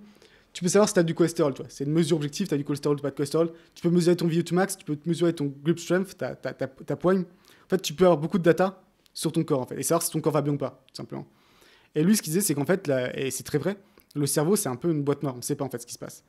Même quand quelqu'un dit qu'il est en dépression, on ne sait pas exactement ce que ça veut dire au niveau du cerveau, tu vois. Ouais. On ne peut pas te faire un IRM ou une prise de sang et te dire, t'es dépressif, tu vois. Et tu peux corréler certains trucs, mais c'est pas aussi clair. Donc lui, l'idée, c'est en gros, si on peut mesurer dans le cerveau, d'avoir des métriques précises, on peut dire, voilà, j'ai fait cette action, ça a fait cette métrique. De cette façon, tu sais que si tu manges du sucre, ça va te faire monter ton taux de glucose. Ouais. C'est assez clair. Et donc, il voulait développer ça, en fait, pour qu'on comprenne comment le cerveau fonctionne et qu'on, du coup, puisse agir en fonction. Et je pense que ce qui s'est passé, à mon avis, c'est qu'il n'a pas pu tenir financièrement, parce qu'à l'époque, il disait qu'il dépensait 50 millions par an dessus, en sachant qu'il a vendu Braintree pour 800 millions. Ouais. Mais que lui, il a pu en récupérer genre 300, 400, c'est plutôt 300. Et dessus, il prend 30% de taxes, donc t'as déjà 200. De capitaux, ouais. Potentiellement, c'est compliqué d'avoir un truc qui coûte 50 millions par an. Tu vois. Ouais. Il avait pris les meilleurs développeurs, les meilleurs ingénieurs. Et son truc, il était commercialisé, ça a apporté de l'argent. Non, je crois qu'il n'a jamais arrivé jusque-là, justement. À mon avis, ce qui s'est passé, c'est en fait, ça devait pas. En fait, techniquement, ça marchait pas. C'était un peu le truc Terranos où le concept est bien, mais finalement, le produit ne fonctionne pas. Après, lui, il n'y a pas eu de scam. Il aurait pu lever de l'argent. Ça, lui, il l'a pas vendu, il l'a pas. Toi, je pense. Ouais. Il faut que je me renseigne, mais j'ai l'impression que ça a plus ou moins été shut down. Ok. Et donc, à cette époque-là, il était déjà un peu parti dans l'idée de jamais mourir et autres. Et après, maintenant, c'est son truc principal. Son slogan, c'est Don't Die. Avec un truc, c'est intéressant, c'est que sa philosophie, elle est pas aussi bête et méchante que je veux pas mourir, toi. Je refuse la mort. Mourir, c'est pas cool, je veux pas mourir. C'est qu'il a un calcul que font beaucoup de mecs dans la Silicon Valley, que tu as en fait un EV, Expected Value Experience, quasi infini, à maximiser ta durée de vie actuellement, parce qu'eux, ils pensent qu'il y a un pourcentage de chance qu'on arrive à un truc où en fait tu mourras plus jamais, toi. Donc ce serait un peu couillon. En gros, si nous on meurt à 80 ans, on est mort. Mais si on arrive à vivre jusqu'à 95 ans, ça se trouve alors 105 ans, tu vois, ça se trouve dans les 25 années là. C'est ça. Eux, ils inventent un truc où en fait, tes 25 années que tu as eu en grappillant, en fait, finalement, ça fait 300 ans. L'infini, toi, potentiellement, toi. Okay. C'est un peu ça. Donc, en fait, tu as un EV quasiment infini. Mais faut vraiment imaginer que la fenêtre, elle est vraiment dans... Parce que finalement, même si tu fais tout bien aujourd'hui, tu vas prolonger ta vie de 25 ans, c'était déjà généreux. C'est déjà très généreux. Peut-être 10 ans maximum. Parce que finalement, tu vois, les personnes âgées qui n'ont pas fait Brian Johnson, ils peuvent vivre... Moi, mes grands-parents, ils ont 95 ans. Tu vois. Ils argumentent que même si tu as 0% de chance, en fait, encore une fois, 0% de chance que ça te permette de faire ça, ça vaut le coup d'aller à fond là-dedans, quoi. Versus l'infini, ouais. C'est un peu le même calcul que sur la fin du monde avec l'IA. C'est purement expected value, c'est ça. En fait, c'est dire, si on a fait ce truc-là et que ça a détruit l'ensemble des futures générations, même si ça n'a que 1% de chance, 1% de chance de détruire toutes les futures générations, c'est un danger énorme. Ça efface tout. Là, c'est l'inverse. Là, c'est l'inverse. Et après, à quel point est-ce que c'est vraiment... moi, le truc qui bloque, ils n'y aideraient jamais, c'est que ça ferait un peu chier de vivre ton éternité à 95 ans, toi. En fait, t'imagines ? En fait, tu bloques à 95 ans, tu vis genre s'ils peuvent te faire vivre à l'infini, probablement ils peuvent te faire rajeunir, non ? Après, c'est peut-être une autre étape de faire rajeunir. Je sais pas si en fait bloquer et faire rajeunir. Pour l'infini, à un moment donné. Ils vont te faire un peu la technologie, peut-être. Ouais, c'est vrai. Mais ça a un nom, ce truc, tu as entendu parler du Pascal mugging ? Ouais, de pourquoi ça fonctionne pas le... Ce calcul. En fait, ça vient du concept de Pascal qui te dit, bon, bah, peut-être qu'il n'y a pas beaucoup de chances que Dieu existe, mais même s'il y a 1% de chances que Dieu existe, 99% de chances, tu n'as pas cru en Dieu, tu meurs et c'est bien, mais 1% de chances que Dieu existe et il te torture à l'infini en enfer. Mais c'est l'infini, donc ça surpasse les 99%. Donc autant croire en Dieu pour faire. Bah, tu sais comment on peut retourner le Pascal mugging à notre avantage? C'est justement l'action qu'on demande, c'est les gens commandent le podcast. Ouais. Imagine, toi, t'arrives au port du paradis et en gros, tu as une note. Toi, il faut que tu sois genre à 50 sur 100 pour entrer au paradis, sinon tu vas en enfer pour souffrir tellement. Imagine, tu arrives à 49,99, toi. Et en fait, avoir recommandé ce podcast, ça te donnait 0,01 de karma en plus, toi. Et donc, c'est la différence entre vivre ta vie au paradis où tu es parfait ou vivre une souffrance éternelle en enfer, toi. Je pense que c'est le calcul vite fait. Donc on arrive sur l'appel à l'action, très bien, incroyablement amené par Paul, du pacte du sang du trilliardaire. Je sais pas si apparemment, je suis resté sur le pacte du sang. Le pacte du sang du trilliardaire, c'est que le podcast est gratuit, mais en échange, ce qu'on cherche à faire, c'est rassembler la meilleure communauté de personnes qui sont dans la bonne humeur et qui ont cette mentalité du trilliardaire. Si vous connaissez une personne qui pourrait aimer le podcast, partagez-lui cet épisode, c'est tout ce qu'on vous demande. Donc l'objection au Pascal mugging, c'est qu'en fait, du coup, tu peux dire, dès que tu as un truc qui a une valeur infinie, tu peux dire peu importe la probabilité et tu t'en sors. Et c'est un peu un piège psychologique pour différentes raisons. Enfin, l'objection évidente à la manière dont c'est frémé par Pascal, c'est du coup, mais du coup, quelle religion? Parce que tu peux pas choisir tous les dieux en même temps. Donc, a priori, si tu penses que si un dieu, t'as pas cru en lui, dans ce cas-là, c'est mutuellement exclusif. C'est pas dans ce cas-là, bah, potentiellement. Donc, dans ce cas-là, t'es un peu coincé, quoi. Et que du coup, bah, en fait, une fois que tu as fait ça, tu peux convaincre les gens de quasiment n'importe quoi en disant ouais, il y a une valeur infinie dans l'autre élément. Ceci étant dit, il y a pas mal de gens qui croient à cet élément. C'est un peu comme l'IA, en fait, c'est où est-ce que tu penses qu'est la fenêtre, ouais. Et tu vois, sur l'IA, il y a des gens qui disent ouais, l'IA, vous paniquez pour rien. Il y a des gens qui disent non, il va y avoir une fenêtre dans les 25 prochaines années où il va y avoir un développement qui est énorme. Et c'est dur de savoir à quelle vitesse ça peut aller, en fait. Et là, c'est un peu pareil. C'est en mode à quelle vitesse est-ce que ça peut aller, la biologie? Est-ce que dans les 50 prochaines années, il y a vraiment des progrès qui sont en mode on a arrêté la mort? Parce que sur les 50 dernières années, il n'y a pas eu ce niveau de progrès, quoi. Il y a eu des niveaux de progrès où on peut guérir certains cancers et tout, mais on n'a pas prolongé l'espérance de vie. Je pense moi, c'est le mal expliqué. Mais en fait, tu as tout le bouquin de David Sinclair qui est un peu là-dessus. Au final, potentiellement, le phénomène de vieillir, il n'est pas très compliqué en fait. C'est tes cellules qui je vais mal l'expliquer, mais tes cellules se dupliquent, se multiplient. Encore une fois, je l'explique n'importe comment. Et à chaque multiplication, potentiellement, tu as un peu de perte de code génétique, donc elles empirent, toi. Ouais. Et donc, tu fais ça à l'infini, tu finis par vieillir et tu finis par mourir. Et potentiellement, en plus, là-dedans, tu as le cancer qui aussi peut se pointer à un moment donné. Et donc, une des théories, c'est de ralentir la multiplication des cellules. Et donc, un truc qui fonctionne pour ça, mais qui est un peu triste, c'est manger moins. En fait, si tu manges beaucoup moins, ton corps va conserver de l'énergie, il va moins créer ce phénomène un peu de... Mais du coup, tu auras moins d'énergie, donc tu vas moins vivre ta vie. Donc, ce qu'ils font souvent avec les... Parce que là, c'est souris... pas juste manger moins, genre pas aller au McDo, c'est genre vivre en restriction calorique constante. Un peu comme les Japonais au Okinawa, peu importe, mais tu peux le pousser à l'extrême. Genre, les souris qui ont vécu plus longtemps, c'est tu leur donnes un tiers des calories dont elles ont besoin, et en fait, elles font plus rien. Leur système fonctionne au ralenti. Tout leur métabolisme, tous leurs organes fonctionnent au ralenti, et donc elles vivent plus longtemps.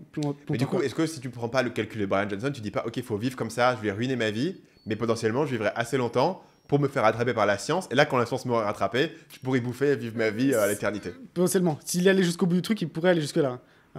Et dans sa façon, c'est quand même un peu ce qu'il fait. Il est toujours en calories. D'ailleurs, je sais pas comment ça fonctionne, parce que je suis pas assez compétent pour comprendre il dit qu'il est toujours à moins 200, moins 300 calories par jour, tout le temps. Du coup, il devrait perdre du poids de manière constante. Bah, je sais pas, toi. Est-ce qu'il y a un moment où, je sais pas comment ça fonctionne, il y a peut-être un mécanisme qui explique que en fait, il est à moins de 200 calories par rapport à son niveau besoin métabolique normal. C'est peut-être ça. Mais en fait, comme son niveau métabolique se ralentit, ça match peut-être. C'est peut-être ça, oui, ça a plus de sens en fait. Ouais, je pense que c'est ce mécanisme-là, c'est plus logique. Et d'ailleurs, une anecdote, et pour ça que je vois qu'il se dit trilliardaire, c'est que je suis depuis très longtemps Brian Johnson, et on a eu un échange email fin 2021. Donc toi, je garde cet email, je me dis, si c'est le prochain donc il t'a dit quoi? trilliardaire. Ouais, c'est assez marrant en plus, puisque je me suis plus ou moins fait rembarrer, où en gros, il expliquait à ce moment-là son processus blueprint. Mais à ce moment-là, je crois qu'il n'est pas... Ouais, non, c'est sûr, il n'est pas sur YouTube, je pense qu'il n'était même pas sur Twitter, je sais pas trop. Donc c'était purement par email. Il a très vite sur YouTube, mais c'était après ça. Je pense qu'il a commencé fin 2023, vraiment très tard en fait. Et en fait, il explique son process, son protocole en 55 étapes, avec 85 suppléments. Et je lui ai dit, si tu veux vraiment que tes idées propagent, il faut faire le 20-80 de ça, tu vois. faut vulgariser, toi. Okay. Et en gros, il m'a répondu, this is it. On voit que l'idée que ce qu'il m'a envoyé, c'est déjà la version simplifiée, toi. Et là où il me fout un peu le seum, c'est que c'est exactement ce qu'il a fait après, toi. Il a créé sa chaîne YouTube où il simplifie tout et il vulgarise. Et donc, bon, Donc en fait, c'est toi qui as donné à Brian Johnson l'idée de populariser et de devenir un mec vachement connu sur Internet. C'est exactement ça. C'est moi, je pense que et peut-être qu'un jour il le reconnaîtra. On verra. Mais bref. Mais du coup, je suis quand même content t'es toujours content quand tu as découvert ton petit poulain. D'ailleurs, MFM sont très fiers. Donc il est passé assez tôt sur Match après, mec. Ça n'a rien à voir. Et il 2 ans après, tout quoi. Lui. Ouais, il est passé 2 ans après que moi je lui ai parlé, tu vois. Ouais. Non, il y a un moment, faut rétablir. Faut rétablir l'ordre des priorités. C'était un peu le premier backer de Brian Johnson. C'est ça, en un sens. j'étais un peu le backer. J'étais son backer. Qui était aussi le mec chiant qui envoyait des emails pour critiquer le premier, donc ça match à tous les niveaux. C'est exactement ça. Et par contre, j'ai bien aimé sa réponse parce que ça montre que c'est un mec qui a pas le temps, tu vois. Il a répondu, je suis content, mais c'est 4 mots, tu vois. Donc au moins, toi, je me suis dit, il est cohérent. C'est vrai. J'espère que je l'ai pas affecté son sleep score. Je l'ai fait chier. Il faut que je regarde à quelle heure il m'a répondu, toi. Voir si c'est un hypocrite, toi. Si à 23h, il était en train de répondre à ses emails. Donc en gros, il a tous ces idées sur l'idée que c'est EV positif de maximiser son temps de vie maintenant pour potentiellement accéder à l'immortalité. Et l'autre idée un peu philosophique qui est vraiment originale et que je pense qui gêne beaucoup de gens, c'est en fait considérer que limite ton cerveau c'est un organe comme un autre, voire même inférieur aux autres organes parce qu'il te donne des idées fausses, tu vois. Et parce que quand tu demandes à quelqu'un qui il est, souvent tu vas penser à ton cerveau, toi. T'es là, t'es dans ta tête, t'as l'impression que t'es là. Lui, il est pas convaincu de ça, et notamment ce qui s'est passé, c'est qu'il a une... Et je pense qu'il y a beaucoup de gens qui ont des dépressions, c'est l'impression que le cerveau travaille contre toi, tu vois. Et lui, il est dépression pendant 10 ans, tu vois, où il était malheureux. Après avoir vu sa boîte, c'est ça? Non, pendant et après, ouais. Pendant la boîte et après? Mais devenir riche n'a pas résolu la dépression. Non. Non, en fait... et comment il faisait pour... si t'as une dépression, comment tu fais pour créer une boîte qui vaut 800 millions?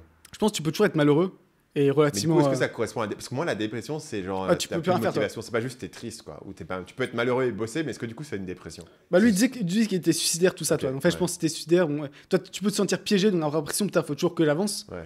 Je pense que tu peux, dans certaines mesures... De toute façon, même temps en dépression, où les gens disent, ouais, je peux rien faire. Il y a un tigre qui se pointe, vraiment, tu bouges, toi. En fait, peut-être pas, remarque, si c'est pas ton niveau de... C'est pas ton niveau de dépression. C'est ton niveau de dépression. Ouais, tu vois, quand même, pour créer une boîte, il faut tous les jours affronter le truc, avoir des idées. Enfin, je trouve ça dur d'imaginer que tu puisses créer une boîte en étant dépressif. Après, il peut ne pas être totalement honnête. En fait, l'avantage, c'est quand tu dis que j'ai une dépression, tu te retires un peu tout critique. Personne ne peut se taper dessus et dire ça, c'est un truc un peu gratuit, tu vois.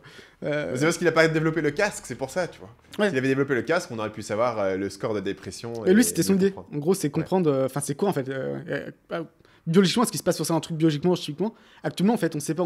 C'est ouf. Hein. On dit c'est la sérotonine, mais c'est aucun sens que ça devrait agir immédiatement et ça met 4 semaines qui est comme par hasard la durée pendant laquelle généralement une dépression se calme, tu vois.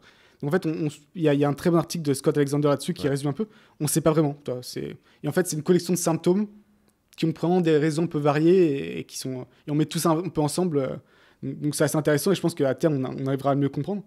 C'est un peu comme si on disait, tu vois, genre, t'es malade, t'as la fièvre en fait. Alors que la fièvre, c'est le symptôme, mais elle pourrait avoir différentes causes. Je pense que c'est un excellent exemple. La dépression peut avoir différentes causes qui créent ce truc-là. Je pense que c'est l'analogie parfaite. Ouais. Et c'est probablement pour ça qu'il y a des trucs qui marchent ultra bien pour certaines personnes. Ils sont ouais, du coup, tous les jours, je me lève tôt et je fais une marche et tout, ça a guéri ma dépression. Et il y a des personnes qui vont dire, mais what the fuck, tu vois, j'ai besoin de médoc ou autre. Et il y a des gens pour qui les médocs, ça marche ultra bien, pour qui ça marche pas. En fait, ils savent pas. Ouais, c'est assez hallucinant que les causes sont totalement inconnues, quoi. Et t'as des métastudies là-dessus. Ben, pareil, on mettra en lien le truc d'Ascal Alexander, c'est intéressant, où c'est, par exemple, que effectivement, voir la lumière du jour, c'est aussi efficace que les antidépresseurs, mais sur une population différente, en fait. Et un autre truc récemment que j'avais vu, c'était la danse, notamment pour les femmes. C'est incroyablement efficace pour soigner la dépression, toi. Faire de la danse, toi. Okay. T'as des trucs, t'as même 2 trucs qui sont intéressants sur le fait d'avoir un animal de compagnie. Et évidemment, c'est pas tant pour l'affection que te donne l'animal de compagnie. Je crois que dans ce cas, c'était un chien d'ailleurs. Mais c'est plus pour le fait d'être utile, toi, la responsabilité auprès de quelqu'un, envers un animal, toi. Tu dois le sortir, tu dois le nourrir. Et donc, ça te sort un peu de toi-même, tu vois. Donc, il y a plein de trucs intéressants là-dessus. Mais c'est là où je suis un peu sceptique que sur notre durée de vie, ils vont trouver la solution au vieillissement. Parce qu'il y a encore plein de trucs d'un niveau médical. En fait, dépression, ils ont trouvé quelques méthodes qui marchent, mais ils ne savent pas exactement pourquoi. Et sinon, on n'est pas capable d'expliquer la cause ou comment ça marche ou le mécanisme. Il y a quand même pas mal de trucs. Je pense qu'on comprend mieux du coup le phénomène de vieillissement, mais ce qu'explique Peter Attia, qui est un mec aussi ajouté. Pour pouvoir l'inverser. C'est exactement, c'est ça. Le truc, c'est que si tu guéris le vieillissement, faut faire partout. Il faut que tu puisses neurologiquement. Parce que si, ok, tu arrives à ton cœur, il reste, mais ton cerveau, neurologiquement, ça part, tu vois. Il y a tellement de trucs qui peuvent péter. Donc ça veut dire que tu vois, c'est toujours le maillon le plus faible, quoi. Tu peux avoir tous les maillons. t'as compris toute la biologie, tous les éléments, et t'as loupé aucun truc, parce que, alors, mettons, tu vois, supposons, tu peux guérir le vieillissement tel que nous, on le vit aujourd'hui. Un peu comme si tu peux guérir le cancer, mais la personne, elle va plus tard avoir Alzheimer, tu vois. Est-ce que plus tard, en fait, il n'y a pas d'autres problèmes qui se posent, une fois que la personne a 150 ans, on les a pas encore. Pas, tu vois. Et la question de dire, on va pouvoir tout résoudre, tous ces problèmes, essentiellement du premier coup, sur la première génération de personnes qui vont être dans cette fenêtre, j'ai du mal à le croire. Parce qu'il y a plein de trucs biologiques où ils ont vachement avancé, tu vois, genre les greffes et tout, ils commencent à pouvoir faire des trucs incroyables. Il y a des éléments, en fait, genre sur la dépression, les trucs neurologiques ou... Ah, puis tiens, en fait, lui explique, on comprend plus ou moins comment fonctionne le vieillissement, on est assez clair là-dessus. Mais en fait, ça paraît tellement... Comment t'arrêterais les cellules... Enfin, t'as besoin de ça, en fait. Encore une fois, où tu ralentis le métabolisme à un niveau absurde. Donc, potentiellement, on serait plus proche d'arriver limite à de la cryogénie, des trucs comme ça, où tu pouvais maintenir une personne pendant des années, tout en la rendant inconscient, en ralentissant le métabolisme d'une façon ou d'une autre, et étendre comme ça, que vraiment à bloquer, quoi. Parce que moi, tu me dis, ok, on a 75 ans, t'as un cancer du foie, on peut te remplacer, on peut te mettre un autre foie. Moi, j'y crois assez bien, tu vois. Ça, c'est sûr que c'est possible. Et donc, du coup, on pourrait remplacer tous tes organes et potentiellement vachement prolonger ta vie. Le problème, c'est que neurologiquement, à un certain point, ça baisse. Et tu vois, pour le dire, ok, on va régénérer ton cerveau. Waouh, tu vois. C'est encore un truc, je suis d'accord. Donc là, t'es quasiment en mode, il faut quasiment qu'on puisse remplacer son cerveau par une machine et t'uploader. Et en fait, tu dis, on va uploader, c'est bien en science-fiction, mais comment est-ce que la machine, elle lit les neurones? Là, c'est là où je prends pas trop ce pari de Pascal. Et donc après, du coup, c'est de juste te dire, qu'est-ce que je peux prendre ces mecs-là pour pouvoir maximiser vivre de manière ta vie en saine bonne santé pendant longtemps. Et finalement, pas essayer de maximiser en me disant, ouais, ça se trouve, tu vois, les 5 dernières années où j'aurais pu optimiser un petit peu, ça a été le truc où ils vont inventer le médoc. Le 24 heures, pourquoi je disais, donne-nous le 24 heures, mon gars, parce qu'en fait, la plupart des gens n'ont pas envie d'avoir une vie comme ça, et c'est pas faisable de toute façon, logistiquement, d'avoir la vie qu'il a. Mais en fait, ton concept, c'est en fait écouter ses organes, en fait. Donc, par exemple, si ton foie te dit que l'alcool, c'est mauvais pour lui, tu l'écoutes, plutôt qu'il ton cerveau. Pourquoi t'écoutes ton cerveau qui veut de l'alcool, toi? Finalement, lui, il dit, il n'y a pas de hiérarchie comme ça qui devrait s'établir. Mais comment est-ce que le foie, il te parle? Par des mesures Par des mesures, c'est ça. Si tu bois de l'alcool, tu vois que ton foie, t'arrêtes, ton foie, il est mieux. La cigarette, bon, c'est évident sur les poumons, tu vois, tu peux le voir un peu comme ça. Le sucre, tout ça, donc le sport, c'est bon pour toi. Le sport, t'as la flemme d'y aller, d'accord, mais tout ton corps, tes organes veulent que tu fasses du sport pour être en bonne santé, tu vois, pour être bien. Donc lui, en fait, il veut en fait changer le lieu où se passent les décisions de son cerveau au reste des organes, en fait, de ce qu'ils ont besoin. Et donc, c'est pour ça qu'il mesure littéralement tout, quoi. Et le gros truc, il a fait un peu... il est bon là-dessus. Et je pense que c'est ça que moi, je kiffe bien avec Brian, et c'était déjà un peu l'époque, c'est qu'il a un côté très second degré, tu vois. Il se prend pas totalement au sérieux non plus. Ouais. Parce que beaucoup de gens ne le comprennent pas, et du coup, ils disent, ce mec-là, il est trop chelou. Là, il y a tout son truc sur les érections pendant la nuit. Ouais. Il y a un truc qui mesure ça, il essaie de maximiser son score. Et là, j'ai des érections d'un jeune de 18 ans. C'est particulier comme truc. Mais qui implique qu'il a été mesuré les érections des jeunes de 18 ans aussi. Mais même à l'époque, ce qui me faisait marrer, c'est qu'il commençait ses emails à l'époque en disant encore une semaine où je me suis pas étouffé sur une cacahuète. Parce que t'as un mec qui lui dit, ce serait hilarant si le mec il fait tout ce qu'il peut. Ouais. Et il s'étouffe sur une cacahuète comme une merde et il meurt comme ça, quoi. Donc je pense qu'il a un côté second degré où à la fois il croit vraiment ce qu'il dit. Toi, c'est pas une blague, toi. Vraiment, c'est sa philosophie, elle est cohérente. Mais il réalise aussi que, on verra ce qui va se passer, toi. Je pense, à mon avis, ça ne m'étonnerait pas que lui, il croit aussi en la simulation. Je pense de toute façon, il a écrit un bouquin sur un peu sa philosophie. Je crois que c'est Principle Zero, une sorte de manifeste. Et aussi, d'ailleurs, il écrit des livres de fiction. Il y en a un livre de science-fiction qui est pas trop mal. Et il y a aussi un livre pour enfants. Pas ça. Et sous son propre nom? Ouais, son propre nom, ouais. Okay. Et qui est vraiment pas mal, pour le coup. Comme quoi, aussi productif. Et c'est là où je pense qu'il est assez cohérent de ce point de vue-là, c'est qu'il a quand même plutôt l'air stable mentalement, heureux, en forme physiquement. Donc ça semble fonctionner pour lui. Est-ce que ça applique à tout le monde? Pas forcément. Et d'ailleurs, c'est souvent la critique qui est un peu portée sur la notion d'égoïsme. Il y a une critique, moi je pense toujours un peu qui est bidon, c'est il faut s'amuser, toi. Ok, le gars il décide, c'est ça qui l'amuse, ouais. Tu t'amuses comme tu veux, les deux sont pas compatibles. Après, tu as question d'égoïsme. Une, c'est un peu sur une cession de ressources et tu dépenses tu touches toujours 2 millions de dollars par an pour vivre pour toujours. Et ça, après, chacun fait un peu ce qu'il veut de son argent. Est-ce que tu pourrais faire pire avec En plus, il y a quand même pas mal d'apprentissage qui peut être utilisé dans la population générale. Je pense que c'est pas le pire truc, toi. Après, il y a un autre aspect qui est un plus intéressant, c'est que forcément, ça veut dire que sa vie, tout doit tourner autour de lui et de maximiser sa durée de vie, toi. Et je sais pas si t'as un peu suivi son scandale avec son ex-fiancée. Non. C'est moi qui connais tous les gossips, ça, toi. Andrew Berman, tous les mecs comme ça, c'est moi qui comprends tout. Mais je sais pas s'il y a vraiment quelque chose à en tirer, mais je trouve ça assez intéressant. En fait, il y a son ex-fiancée qui, quand elle était avec lui, a été diagnostiquée d'un cancer. Ok. Et en gros, elle a porté plainte ensuite pour lui pour plus ou moins maltraitance. Parce qu'elle dit que. Il y a une partie, elle dit qu'il a abusé de lui, il était violent, enfin, insultant, elle a dit quelques trucs comme ça. Je suis à 95% sûr que c'est faux, parce qu'en fait, après, ils ont trouvé toutes les lettres d'un mois que les a. Alors, je sais pas comment ça peut publier ça. Les communications, peut-être c'était pas avec une amie ou quoi, où vraiment, assez rapidement, tu voyais que le but, c'est de lui extraire de l'argent, tu vois. Ils ont fait un procès plusieurs fois, ils ont dit, si tu veux, on n'est pas obligé de. On peut rester privé, mais dans ce cas, il faut nous payer. Toi, en fait, donc, c'est un texte pour l'argent. Par contre, le truc qui est pas illégal, mais je pense qu'il a effectivement fait, c'est qu'en fait, quand elle a eu le cancer, il l'a abandonné, toi. Il a dit casse-toi, toi. Alors que c'était comme sa fiancée. Et à mon avis, c'est aussi évident que le fait que elle a, je sais pas, elle a la chimio, elle vomissait à 3h du matin, pas bon pour son sleep score, toi. Le mec, il a un sleep score de 100 depuis 4 ans, il veut pas casser ça, toi, quoi qu'il arrive. Donc je pense qu'à ce côté, forcément, où il est un peu, ouais, il est concentré juste sur sa propre mission interne, et qui est un peu l'exclusion de tout. Et le truc des... Alors, pareil, dans les on va rentrer des business sans éthique. Est-ce que tu as lu la biographie de Mike Tyson? Non. Putain, faut que tu la lises. Elle est assez divertissante. Il s'est passé des choses en 10-15 ans avec Mike Tyson et il est pas ennuyeux. Mais un truc qui était récurrent chez lui, c'est qu'en fait, il se faisait... et je pense que c'est beaucoup plus présent qu'on le pense, parce que ça me paraît, en termes de... Comment dire, game theory, théorie des jeux, assez évident comme tactique. Alors lui, il a un autre problème, c'est aussi... Parfois, les gens essaient de se faire frapper par Mike Tyson pour ensuite lui soutirer de l'argent, en fait. Et il disait, en fait, ils énervaient Mike Tyson leur mettait une droite, ça allait plusieurs fois. Okay. Et après, il dit, bah, donne-moi, si tu donnes 50 000 $, je vais porter plainte, toi. Mais un autre truc qui se passait beaucoup, et le gars disait que ça s'est passé genre 40 fois, tu vois, ce qui est un peu abusé, au moment où tu apprendrais un peu ta leçon, c'est qu'il couche avec une femme, en sachant qu'il a aussi été une fois condamné pour viol, il a fait de la prison, donc on ne sait pas ce qui est vrai, ce qui est faux, mais souvent il couche avec une femme, et puis 3 jours plus tard, elle disait, bon, bah, si tu veux pas que j'aille à la presse et dire que tu m'as violé, tu me fixes 50 000 $, et il les filait à chaque fois, parce qu'en fait, le ratio, tu vois, son prochain combat à être annulé, pour lui, financièrement.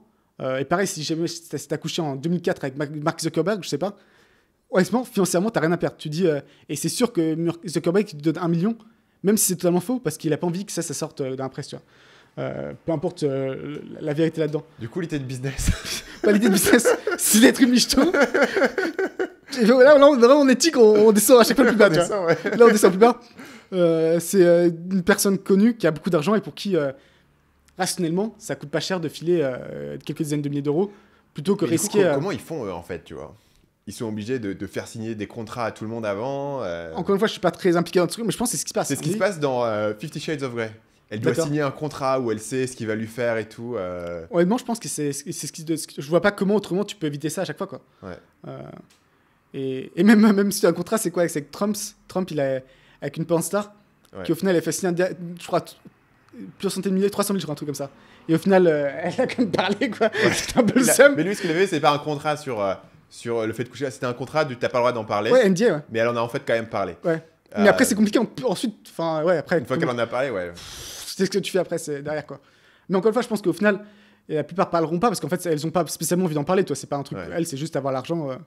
Et donc, et je pense notamment sur tous les sportifs de haut niveau, ça doit beaucoup se passer parce qu'ils sont jeunes, ils ont beaucoup d'argent d'un coup. Et donc, ça doit être assez. Relativement courant. Mais je sais pas, parce qu'elle réclamait un truc comme l'ex-fiancée de Brian Johnson a réclamé quelque chose comme 20 millions. Et au final, ce qui est fou, c'est qu'elle a perdu le procès. Et c'est elle devait rembourser les frais d'avocat de Brian Johnson. Ce qui était genre 1,5 million. Donc elle est ruinée. Non, mais au final, il a fait un peu grand prince. Okay. Et il a dit non, bah, je vais pas te réclamer l'argent. Et du coup, il a fait d'ailleurs une vidéo, toute une vidéo où il explique ça. Et par contre, ce qui est impressionnant, c'est qu'il se faisait procès et il dormait parfaitement quand même, toi. Donc comme quoi, une certaine maîtrise du stress, toi. Et il faut méditer quand même. Ensuite, on rentre dans le cas business, ce qui nous intéresse quand même. Comment il va devenir trilliardaire? C'est ça. Alors je pense déjà, ce qu'il faut pas oublier, c'est que c'est comme un entrepreneur de haut niveau, quoi. Braintree, 800 millions, il sort pas de nulle part, ça. Il est très bon, toi. Donc dans tous les cas, c'est pas juste un influenceur qui va un peu sur le tas apprendre à monter une boîte, il sait très bien faire, quoi. Je pense que fondamentalement il adresse un problème dur. C'est toi qui as inventé cet acronyme ou il existait déjà avant À ma connaissance, je l'ai inventé. Ok, félicitations. Douloureux et reconnu. Douloureux et reconnu. Le premier, c'est pas mourir. Mais je pense qu'en réalité, pas mourir, il est moins reconnu et même moins urgent que pas vieillir, en fait. Ouais. Et pas vieillir, ça peut être de façon purement cosmétique, tu vois. Ouais. Donc, t'as l'aspect forcément, tu veux vivre en bonne santé très longtemps. Mais ça peut paraître un peu lointain, tu vois. T'as 30 ans, tu te sens pas. Par contre, pas vieillir, c'est un marché énorme. Ouais, le truc de ok, je me regarde dans les miroirs et j'ai des rides. Et là, les gens sont prêts à payer très cher pour les crèmes, les machins. Et pour moi, il faudrait qu'il partenaire avec une femme qui est dans le même délire que lui. Et qu'elle ait sa propre brand. Autour de l'idée qu'elle ait peut-être la petite trentaine. Jeter sa fiancée, du coup. J'ai guéri du cancer grâce à la méthode de Brian. Non, mais après, c'est un peu un connard, c'est qu'il a dit je pense que c'est en partie que grâce à moi qui a guéri du cancer, j'ai un effet positif sur les gens autour de moi, tu vois. Tu l'as lâché comme une merde quand elle a commencé sa chimio. Bon, faut te calmer un peu, quoi. Donc je pense pas que ce soit une personne, je pense que c'est une personne fondamentalement assez autocentrée, mais c'est pas un crime en tant que tel, quoi. Mais ouais, je pense qu'il y a un énorme marché là-dessus sur le fait de vieillir. Actuellement, ça attire un peu plus les nerds. Potentiellement avec une autre image. Donc tu nous as dit qu'il avait arrêté sa boîte où il faisait le casque pour mesurer ton cerveau. C'est quoi son produit actuellement? Alors, actuellement, il vend plusieurs trucs. Il vend quelques suppléments, ce qui je pense est le truc plus évident à faire, en disant moi je vous garantis que c'est pas de la merde, machin truc. Il vend aussi son truc complet pour se nourrir, qui est finalement, il faut que je remonte le prix, mais je crois que c'est $400 par mois, ce qui est pas délirant, Mais du coup, il faut être dans certaines villes. Comment est-ce qu'il te livre des plats? En fait, c'est son Modi Pudding, là, c'est un truc... il le fait, je me suis pas trop intéressé à ça parce qu'il livre pas en Thaïlande. Et la flemme de me faire un peu chip le truc. Et un autre truc qui est limite plus intéressant, c'est qu'il vend des produits, genre il vend du chocolat noir. Il a fait tout un truc autour de ça où il mesurait les taux de métaux lourds sur les autres chocolats, toi. Okay. Et apparemment, c'est un peu une catastrophe, toi. Tu penses que toi, un chocolat à 95%, c'est bon pour toi? Apparemment, c'est pas si bon, toi. Exemple, pareil pour l'huile d'olive. Pareil, l'huile d'olive, tu te dis, c'est sain, toi. Sauf qu'il y a plusieurs trucs. Si c'est pas extra virgin, en fait, il y a un truc qui est trafiqué. Il faut vraiment extra virgin que ce soit écrit. Et tu peux même, ce qu'ils font soit, ils disent extra virgin, et après ils écrivent blend, donc un mélange, et tout de l'huile de tournesol ou l'huile de soja ou je sais pas quoi. Donc rien que ça, dire, c'est vraiment de l'huile d'olive pure qui a été pressée de la bonne façon.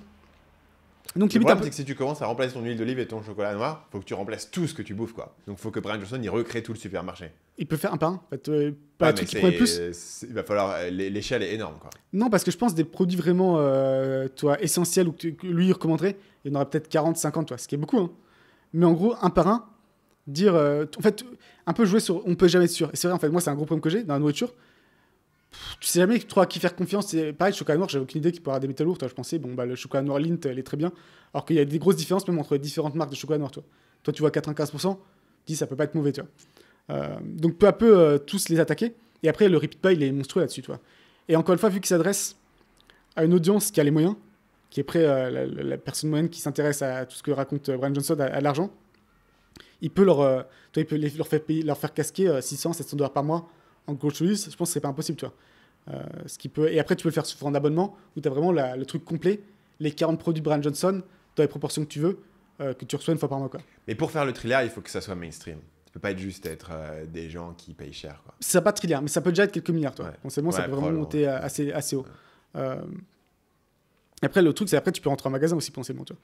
Bon, il y a peut-être un truc qui peut rentrer sur les prix qui peut un peu plus bloquer, mais tu rentres chez Target ou autre, tu rentres chez Carrefour, ça peut devenir assez énorme parce que ça peut exploser. Et l'autre truc je pense qu'il a qui est très fort, c'est tout simplement il combine du coup il est bon business, il adresse un problème dur, il a une audience qui a de l'argent, et aussi il a quand même construit une grosse réputation. Et parce que c'est un truc qui fait qu'ils sont quand même pas falsifiables, tu vois. Donc le fait qu'il soit aussi dévoué à ce qu'il fait depuis des années, c'est pas falsifiable, tu vois. C'est le fait qu'il est littéralement, et Whoop a confirmé, il a un score de 100, genre 1000 buts d'affilée. Absurde, toi. Et Whoop a des millions d'utilisateurs, il dit c'est le numéro 1 sur la planète de très loin, toi. Okay. Genre, il y a un mec qui s'est passé sur le podcast, le CEO de Whoop, et qui a dit que LeBron James c'était aussi très très bon, quoi. Genre, il était dans les moyennes de 90 de moyenne. Donc, LeBron James, il dort très bien, mais du coup, il est encore un peu au-dessus Brian Johnson. Il est très en forme physiquement, intellectuellement, ça se voit qu'il est sharp. Donc, ça montre que ce qu'il fait fonctionne quand même pour lui, toi. Encore une fois, il y a plein de gens qui vont être un peu repoussés par ce style de vie, mais... Une des grosses critiques, c'est juste un échantillon de une personne, quoi. Donc, c'est compliqué de savoir ce qui se généralise ou non sur sa méthode. Oui, mais en même temps, il a les métriques depuis 4-5 ans, toi. Donc, il a commencé quand il dit qu'il avait un VO2max, un mec moins de 50 ans, c'est vrai, toi. Okay. Et maintenant, il a un VO2max dans le top 1% des mecs de 18 ans, toi. Un athlète de niveau, toi. Ça, à un moment, tu ne veux pas non plus totalement bullshiter. Et encore une fois, ça a du sens. Hein. C'est 1 heure de sport par jour qui sont optimisés. Enfin, il a tout optimisé autour de ça. Et donc, je pense qu'à terme, on va faire un peu des bébés. Brian Johnson avec une femme, enfin, différentes démographies où ça a du sens, une personne plus âgée qui suit un peu ce protocole. Et c'est ce qu'il essaie de faire. Il crée. Et je pense que c'est un peu ce qu'il a. Je sais pas si c'est son plan, mais je me suis dit c'était ça. Il a créé un classement. Je sais plus comment ça s'appelle, de vieillir le moins possible, toi. Ouais. Mais le truc, c'est un truc galérien en fait. Il faut faire des mesures tous les 3-6 mois. Il n'y a pas tellement de gens qui font. Ils classent les gens en fonction de leur âge biologique versus leur âge chronologique et à quel point est-ce que ton corps vieillit versus le temps qui passe. Ouais. Et donc l'idée, c'est est-ce que tu peux vieillir par exemple de 0,5, donc tu vieillis en un an chronologique, tu vieillis de 6 mois ton corps, tu vois. En sachant que même au début, tu peux potentiellement revenir en arrière un peu. Toi, ton corps a une capacité quand même un peu se réparer. Et je vous dis, ces trucs, là un peu débile, tu vois, il y a quasiment personne qui pourra le faire. Et je crois effectivement, dans le leaderboard, il y a genre 100 personnes, toi. Mais c'est un bon moyen potentiellement d'identifier justement les mecs qui sont vraiment à fond et qui potentiellement pourraient être utilisés un peu comme mascotte dans des démographies. J'ai l'impression que le leaderboard, il avait été créé pour que lui puisse être numéro 1 et montrer qu'il était le meilleur. Non, parce qu'en plus, ce qui est marrant, c'est qu'en numéro 1, c'est une femme qui est une femme totalement random, qui a un boulot, je crois, elle est prof des écoles, plus ou moins, un truc comme ça, qui gagne 60 000 $ par an. Et je sens ça qui est marrant, il y a eu un article sur elle, sur l'interview, où en fait, elle, c'est juste pour le fun, toi. Elle vit... Elle te dit, ouais, je mange une pomme par jour. Je marche mon bloc de maison, je fais mes 2 km par jour et j'ai un peu le 20-80, quoi. Et aussi, un autre truc qui, je pense, enfin, c'est que le mec, il est tellement radical. Encore une fois, t'as plein de gens qui vont dire, il fait ça pour l'argent autre. Mais je pense que tu sens quand même la sincérité et la transparence dans ce truc, toi. Tu sens que c'est pas le mec qui va essayer qui va pas mettre des métaux noirs dans son chocolat parce que ça coûte 5 centimes de moins, toi. T'as pas trop de doute que le mec, il est pas là pour l'argent et que toi, c'est quoi l'expression? C'est missionary, not mercenary. Okay. Mercenaire, pas missionnaire. Gros, il croit en son truc, quoi. Missionnaire, pas mercenaire. Donc ça, c'est la partie un peu obvious qu'il est déjà en train de faire. Et ensuite, pareil, on va parler de la nourriture, mais il y a tout ce qui est crème. Il utilise 15 crèmes différentes. Les crèmes, ouais. Les crèmes, moi, les crèmes, je crois plus que le chocolat. Les trucs de lumière rouge. En fait, tu peux le vendre ton kit complet, testé par lui sur des années, parce qu'en plus, il garde que ce qui fonctionne pour lui. Et tu peux, je pense, encore une fois, pour un abonnement de 500, 600, 700 $, je sais pas, par mois, suivre exactement le même protocole que Brian Johnson. Tu vois. Et d'ailleurs, je crois que c'est Yomi Denzel qui a le même régime que Brian Johnson. Donc lui, s'il commence aussi à en parler, tu as un effet un peu multiplicateur. Parce qu'encore une fois, la personne moyenne qui s'intéresse à ça, généralement, elle est assez avancée dans ce qu'elle recherche. Toi. Ouais. Une personne qui est au SMIC et qui galère au mois le mois, c'est pas son délire. Quoi. Et après, un autre truc, je pense, qui peut être assez gros aussi, c'est... moi, ça m'intéresserait potentiellement d'aller dans une clinique pour qu'ils me mesurent un peu tout. Ils disaient, voilà, les 14 recommandations pour vivre en bonne santé, 50 plus, tu vois. Comme toi, moi, je suis pas vraiment dans l'idée, il faut absolument que je vive le plus longtemps possible pour accéder à la mortalité. Moi, c'est comment je peux être en bonne santé le plus longtemps possible, tu vois. C'est assez cohérent. Mais ça n'existe pas vraiment, en fait. Tu as des trucs un peu holistiques, mais c'est un peu le bordel, en fait. Tu sais pas vraiment qu'est-ce qui est vrai, qu'est-ce qui est faux. Et donc, lui, potentiellement, il pourrait, pareil, avoir une liste de protocoles, une liste de trucs qu'il mesure, et avoir un système de cliniques franchisées. Ce serait pas si compliqué que ça. Des cliniques Don't Die, plus c'est quand même un super nom. Commencer en Californie ou en Austin, peu importe là où il y a les gros marchés, et au fur et à mesure étendre. Et encore une fois, je pense que ça pourrait fonctionner surtout aux États-Unis en premier, où les gens sont prêts à dépenser beaucoup en healthcare. Je pense que c'est un énorme marché, quoi. Et que peut-être à terme, il y arrivera. Mais pendant longtemps, parce que il n'a pas vendu. Il commence à parler de son blueprint, je pense, en 2019. Pendant genre 3-4 ans, il a rien vendu, puis après, il apparaît sur YouTube. Mais là, maintenant, ils semblent avoir fait le switch où maintenant, on va à fond, tu vois. C'est pas juste moi qui me teste et les gens peuvent regarder. Tu vois, c'est pas une étude de cas. Non, maintenant, je vais promouvoir le truc, je vais faire un mouvement et on va créer quelque chose de grand, quoi. Et justement, c'est le truc, ma thèse la plus folle, c'est qu'à terme, il crée un pays. Et il y a quelques indices là-dessus. Donc, je mets ce pari là, on verra si en 10 ans j'avais raison. Ouais. C'est qu'une de ses dernières vidéos, il parle justement de créer un mouvement et il mentionne aussi Balaji et les network states. Donc, je sais pas si les gens connaissent Balaji, mais en gros, est-ce que tu as lu son livre? J'ai pas lu son livre. Bon, c'est à moi de l'expliquer, du coup, ça va être compliqué. Mais c'est un mec pro-crypto et qui, en fait, son rêve un peu. Et d'ailleurs, ils ont discuté déjà un peu à l'époque Sovereign Individual, je sais pas si tu as lu celui-là. Ouais, par contre, je l'ai lu. Qui a été écrit fin des années 90, qui a prévu la cryptographie, c'est assez fou quand même. Fin des années 90, c'était il y aura la crypto-monnaie. Je crois qu'il l'appelait d'ailleurs cryptocurrency, crypto-money. Ils avaient bien anticipé le truc. Et il parlait aussi en fait de l'idée que chaque pays se mettrait en concurrence pour attirer les meilleures personnes. Ouais. Vu que les gens deviendraient mobiles pour travailler en ligne, encore une fois, à la fin des années 90, il fallait quand même être costaud pour voir ça. Je sais pas ce qu'ils deviennent ces deux gars-là, je serais curieux de voir. Est-ce qu'ils ont, encore des prédictions pour ils ont investi tôt dans la Bitcoin, peut-être. Peut-être, et du coup, c'est pour ça qu'ils n'ont plus rien à faire maintenant. Ils sont tranquilles. T'imagines, ils parlaient de ça alors que le Bitcoin est sorti en 2013, quoi. C'est genre 16 ans, 17 ans avant. Mais le concept, c'est que tu avais chaque pays allait essayer d'attirer les meilleures personnes en meilleur cadre de vie, meilleur impôt, plus facilité de créer des entreprises et autres. Et Balaji parle un peu là-dessus en disant que ces pays, d'abord, ils vont se créer en ligne. Et donc, tu auras des communautés en ligne autour d'un concept commun. Donc, ça peut être, lui, il donne exemple, les gens qui détestent le sucre, qui disent, en fait, moi, je voudrais un pays où le sucre est banni, tu vois. Mais du coup, ça fait pas un pays, parce qu'un pays, ça doit être une géographie. On commence par d'abord une communauté en ligne, tu vois. Ouais. Communauté en ligne. Et après, ces gens se réunissent, je sais pas, 10 000 personnes. Et ensuite, alors, c'est jamais vraiment un pays, tu peux toujours argumenter, mais ils achètent une sorte de zone économique spéciale à un autre pays, toi. Et donc, un des cas connus. Alors, déjà, tu peux le faire de façon un peu.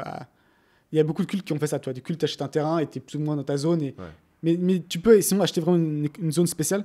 Et tu as le cas de Prospera, qui est Honduras, qui est assez intéressant, où il y a quand même 2000-3000 personnes qui vivent et qui, en fait, ont fait un contrat avec le pays de Honduras pour dire, bah, cette zone-là, elle nous appartient plus ou moins. On est plus ou moins souverain. Encore une fois, bon, s'il y a l'armée qui se pointe, il y a l'armée qui se pointe. Les lois sont différentes. La taxation est différente. Tout est différent, quoi. Et en échange, on verse un paiement régulier. Le problème, c'est qu'ils ont signé ça avec un gouvernement à l'époque. Ouais. Maintenant, il y a un nouveau gouvernement qui est là. Non, en fait, maintenant, il faudrait payer 4 fois plus. Tu vois. Donc, tu as un peu ce problème. Et encore une fois, ça te rappelle toujours qu'à la fin, tu as toujours la force armée. Tu as toujours le fait que tant que tu n'as pas d'armée, n'importe quel moment, l'Honduras, qui n'est pas un pays incroyable de ce point de vue-là, mais bon, tu as quelques gars avec des mitraillettes, ils peuvent se pointer et te dire non, en fait, t'es plus bienvenu, quoi. Mais c'est pour ça qu'à un moment, la mode à la Silicon Valley, c'était de se dire on va construire un pays au milieu de l'océan, en fait. C'est ça. Un truc flottant, etc. Parce que là, pour une sorte de genre de radeau, en fait. Mais là, pour le coup, tu es dans les eaux internationales et donc, du coup, tu es sous la juridiction. Parce que sinon, les pays sont. C'est un truc historique, mais les pays sont très jaloux de leur intégrité territoriale. Tu vois. Voilà, tu dis, okay, c'est comme les Chinois qui se battent avec tout le monde là pour 3 petits îlots au milieu de la mer qui n'ont aucun intérêt. Tu vois, genre avec les Philippines, ils ont des îlots qui sont en contention, même qu'est-ce que vous en avez à foutre. Ben, c'est la fierté du pays, c'est l'histoire, il a toujours fallu défendre ta terre et tout. Ce qui fait qu'en fait, même dans des pays où, en fait, à mon avis, le bout de terrain qu'ils leur ont filé en Honduras, il n'est pas très très utile pour le Honduras, mais il y a un peu un truc, ah ouais, est-ce que vraiment on va vendre notre pays à des étrangers? Exactement, et c'est ça le deuxième gouvernement qui est arrivé qui était un peu là-dessus, donc c'est pour ça qu'il faut jouer un peu tranquille, toi. Je veux dire, on a conscience qu'on est des invités, on n'est pas vraiment souverain, toi, faut calmer un peu ta rhétorique. Notamment, tu verras jamais dans les trucs Prospera que c'est vraiment un pays, toi. Ils parlent de communauté parce que pareil, ils savent que potentiellement ça va être mal perçu. Après, un autre truc que tu pourrais faire, c'est coopter des mini-pays, tu vois. Tu as plein de pays dans les îles Caraïbes qui sont d'ailleurs connus, certains pour être un peu des paradis fiscaux. Tu pourrais tout simplement le coopter, toi, c'est 150 000 habitants. Tu trouves un moyen de faire élire un mec qui est à ta cause, où tu lui dis, bon, ton PIB c'est 100 millions par an, on arrive, on met 500 millions d'investissement, et potentiellement, en fait, tu crées pas un nouveau pays, juste tu fais en sorte que le pays, et c'est déjà plus loin le cas, il y a beaucoup de trucs de longévité qui sont par exemple au Costa Rica et autres, parce que justement la législation est plus légère à ce niveau-là. Parce que aux États-Unis et en Europe, n'importe quel truc médical, il faut le passer par FDA aux États-Unis, et donc ça coûte des centaines de millions, et donc beaucoup de trucs comme ça se passent en dehors de ces gros pays. Mais donc on revient à notre idée de Network State. Donc tu crées d'abord une communauté en ligne, tu achètes ce bout de terrain, et ensuite bah, tu fais un peu ce qu'a fait Prospera, encore une fois, plus ou moins fonctionne. Hein. Tu vas sur leur site, ils ont des centaines de boîtes qui sont enregistrées là-bas, notamment tout ce qui est un peu, encore une fois, médical. Et je pense que Brian, il en aurait l'utilité, parce que justement, il a beaucoup de trucs qu'il ne peut pas faire aux États-Unis autour de la longévité. Je pense qu'il peut assez facilement atteindre l'échelle où tu as quand même un nombre significatif de gens qui le rejoindront. Et aussi une certaine cohérence, il y a une cohérence philosophique. Donc, toi, c'est pas seulement l'exemple de on mange pas de sucre, je pense que c'est un truc un peu libertarien, tout ça, qui se tiendrait. Et vu qu'encore une fois, il l'a mentionné, Balaji, je pense que ça lui trotte dans la tête. Et aussi, c'est pas un gars qui réfléchit à ce conventionnel, toi. Donc, ce serait pas totalement taré de sa part. Donc voilà, je fais mon petit pari qu'il y a un certain pourcentage de chance qu'en 2034, soit président Brian Johnson avec son petit pays. Dans les Caraïbes. C'est ça, dans les Caraïbes. Qu'il n'ait pas changé physiquement. Là, c'est bien. Là, j'ai l'impression que ça commence à. Parce que le truc, il faisait tout le tour tailler sur le fait qu'il a l'air plus vieux que son âge. Et maintenant, j'ai l'impression que il commence à être pas trop mal, toi. Il a rattrapé un peu le truc. Il commence à avoir l'air relativement jeune. Mais il a l'air un peu toujours chelou, toi. Il est super blanc. Parce que le mec, il déteste. Il a en gros le soleil, c'est seulement entre 6h et 7h du matin. Sinon, c'est interdit, toi. Sinon, t'as poil vieilli. Parce que c'est un truc intéressant, parce qu'en soi, et c'est là où je pense que l'image, elle compte quand même pour lui, c'est que ta peau vieillisse, c'est pas un organe tellement de longévité, tu vois. Toi, c'est pas si important ça. Alors, tu peux avoir des cancers, tu peux avoir des trucs comme ça, mais c'est pas le truc le plus important. Mais je peux, encore une fois, il a compris assez rapidement que si il fait plus que son âge, il va avoir du mal à faire passer le message, et qu'il y a toute une partie de l'audience qui est intéressée par l'aspect cosmétique l'avoir jeune, et qui les perdrait de ce point de vue-là, quoi. Mais ouais, est-ce que t'as... Donc longévité, tu réfléchis toi un peu, mais toi, c'est vraiment dans le but vivre en bonne santé. Moi, je suis en mode de commenter en bonne santé, mais tous ces trucs-là d'optimiser la longévité et tout, dès que je me renseigne de trucs, j'ai l'impression que t'es sorti des 80, quoi. T'es parti de trucs ultra compliqués. Mais c'est là où il y a le besoin, je pense, c'est là où il peut être là. Justement, il dit, bah voilà, c'est 14 ingrédients, moi je te garantis qu'ils sont bons pour toi, tu te prends pas la tête. Même 14 ingrédients, tu vois, qu'il faut prendre tous les jours. Après, ouais, ok, si c'est. Non, après, tu fais ce que tu veux après. Un supplément, tu vois ce que je veux dire, ça va être compliqué. Le truc où il faut mettre de la lumière rouge et tout, tous les jours, moi, c'est au-delà de mon niveau d'intérêt, on va dire, tu vois. Et finalement, mon niveau d'intérêt, ça reste sur qu'est-ce qui va faire que tu vas te sentir bien au quotidien, plus que le côté longévité. Et réalité, ça, on le sait déjà, en fait. C'est pas très compliqué, il n'y a pas besoin d'être cutting edge. Tu vois, le sport, manger correctement, etc. Mais voilà, comme je te dis, cet argument de dire tu vas atteindre la singularité au niveau de ton niveau de espérance de vie, j'y crois pas trop. Et moi aussi, tu vois, mes grands-parents sont encore en vie et totalement autonomes à 95 ans, tu vois. Donc, est-ce que tu as un truc qui explique ça pour toi? Moi, je pense que c'est vrai que le fait de vouloir vivre, ça compte quand même beaucoup, tu vois. À mon avis, tu vois, c'est avoir vécu relativement sainement. Donc, pour leur époque, ils fumaient pas, ils buvaient beaucoup moins que la moyenne. Vraiment, tu vois, il y avait beaucoup d'alcooliques à cette époque-là, quoi. Et marcher tous les jours et être physiquement actif, tu vois ce que je veux dire. Mes grands-parents, ils faisaient pas de ice bath ou tu vois, ils étaient ouvriers, ils faisaient pas de ice bath ou de lumière rouge ou quoi que ce soit, tu vois. Et je me dis, bon, du coup, pour moi, c'est un peu ma baseline, tu vois. Moi, j'ai 3 grands-parents qui sont en vie après 80 ans. T'as un grand-père en plus. Pour le coup, c'est assez rare. J'ai deux grands-pères qui sont en vie. Ah oui, c'est incroyable. Donc, je me dis un peu la baseline de si à 95 ans j'ai. Tu vois ce que je veux dire? Plutôt que voir comment on peut faire les trucs futurs, c'est plutôt comment on peut revivre un peu, vivre assez proche de ce que disaient tes grands-parents au final, quoi. Ouais, en fait, je me dis, tu vois, déjà, c'est une bonne baseline et tout. Après, je me dis, est-ce que si on optimise pour. Au lieu de vivre jusqu'à 97, vivre jusqu'à 99, tu vois, est-ce que ça fait vraiment une énorme diff? Est-ce que je crois vraiment que manger tous les bons suppléments va me faire gagner 10 ans de vie? Et si ça fait gagner 10 ans de vie pour arriver à 107 ans, est-ce que ces 10 années, elles sont vraiment incroyables? Ou est-ce que vraiment tu ralentis juste le déclin sur la fin? Tu vois, c'est des questions que je me pose.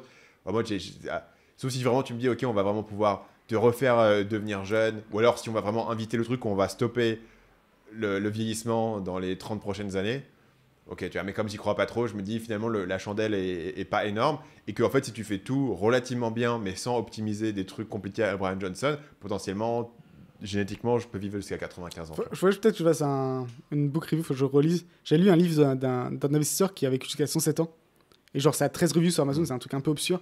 Mais moi c'est ça qui m'intéresse, 107 ans et juste que le mois avant de sa mort, il était totalement alerte. Ouais. Et si ça marche. Et je me dis, c'est l'équivalent entre les milliardaires en pourcentage de chance d'hommes qui vivent à 107 ans en bonne santé. Et lui, peut-être que je ferai un truc complet là-dessus, mais vraiment les takeaways, c'était grosse base physique quand il était jeune, donc il faisait du tennis à haut niveau. Et donc je pense que ça a créé une sorte de base physique un peu saine. Et après, beaucoup jusqu'à sa mort, marche. Ouais. Ça a été marché. Investisseur, donc en fait, il était toujours curieux de savoir l'avenir, toi. Le mec, il voulait vivre parce qu'il avait un investissement, voir qu'est-ce qui va se passer dans 2 ans, 3 ans. Je pense aussi, même Charlie Munger ou Warren Buffett, il y a beaucoup ça en fait. T'es curieux en fait. Parce que Munger, il est mort à 99, malheureusement, il n'a pas atteint les 100 ans. Mais en fait, il était sharp. Il parlait d'Alibaba à 99 ans. Quand ils étaient sur scène là, pendant 5 heures à l'annual shareholder meeting de Berkshire, tu vois, faut quand même être sharp pendant 5 heures sur scène quand les gens te posent des questions, tu sais pas ce qui va arriver et tout. Tu vois que les mecs, ils ont quand même vachement bien tenu, quoi. Ouais. Et le truc qui était marquant avec lui, c'était vraiment genre positif à outrance, tu vois. Vraiment, il voyait son passé de façon positive. Le mec, il écrivait. C'est marrant parce qu'il écrit le livre à 94 ans, tu vois. Donc je pense qu'il écrivait le livre en mode fin de vie, tu vois. C'est bon, 94 ans, là, ça va pas durer très longtemps. Et là, il veut 13 ans de plus, tu vois, 107 ans, tu vois. Et il écrit vraiment, ma jeunesse, c'est incroyable, mon travail, c'est incroyable, tous mes amis, c'est incroyable, je kiffe ma vie de A à Z, quoi. Et donc je pense, je relirai ça, c'était quand même intéressant. Il était quand même, je crois qu'il a fini plus ou moins milliardaire. Donc, des milliardaires à 107 ans, il n'a pas 36 000 non plus. Donc là, ouais. On va s'arrêter ici parce qu'on est à 1h42. Donc, du coup, il y a encore une fois des éléments du programme que j'ai annoncé qu'on n'a pas fait. La semaine prochaine, on parlera de vivre en France. On fera un point sur la méditation. Sauf si tu veux faire le point sur la méditation maintenant. Bah, ça va être rapide. C'est de la merde, ça me casse les couilles. c'est genre, je l'ai fait cette semaine, là, je l'ai fait. Mais j'ai aucun bénéfice, ça me fait chier. Et donc plutôt qu'à le mettre défaite, j'ai décidé que c'est une victoire. Je suis passé au-delà, j'ai transcendé le besoin de méditation. Okay. J'avais pas besoin, donc voilà. C'est bien qu'on ait fait le point cette semaine, sinon t'aurais dû continuer une semaine de plus. Tu veux faire un appel à tous les spécialistes d'installation d'alarmes de piscine en France aussi ? Aussi. C'est qu'on est en train de développer notre alarme piscine. Et en fait, c'est un marché intéressant sur Amazon, mais surtout un marché intéressant hors Amazon. D'avoir certaines régulations qui font que tu as besoin d'avoir un système de sécurité pour ta piscine. Je sais pas à quel point ça te passionne ou ça passe les gens qui nous écoutent. Mais donc, si jamais vous connaissez quelqu'un, c'est assez niche, qui est dans l'installation de piscine ou même dans le retail d'alarme piscine, il peut me trouver sur Substack et je suis intéressé de discuter avec lui pour voir comment fonctionne le marché et comment on peut commercialiser la meilleure alarme piscine du marché. Tu fais pas un Kickstarter pour ça ? Ça, on va le faire aussi. Ouais. Ok. Parce qu'en plus, Kickstarter, tu peux mettre l'alarme piscine, l'avantage, tu peux faire un gros facteur peur, tu vois. Ouais. Tu peux faire vraiment une vidéo très dramatique, toi. Je te laisse imaginer, c'est assez facile de dire, putain, il faut que je le fasse, quoi. Faut que j'achète. C'est quoi les règles sur la pub Facebook au niveau de montrer des enfants qui se noient dans ta pub ? Je pense que c'est autorisé. Je pense que c'est ça. On verra ce qui se passe. Bon, alors contactez Paul et nous on se retrouve la semaine prochaine. Salut.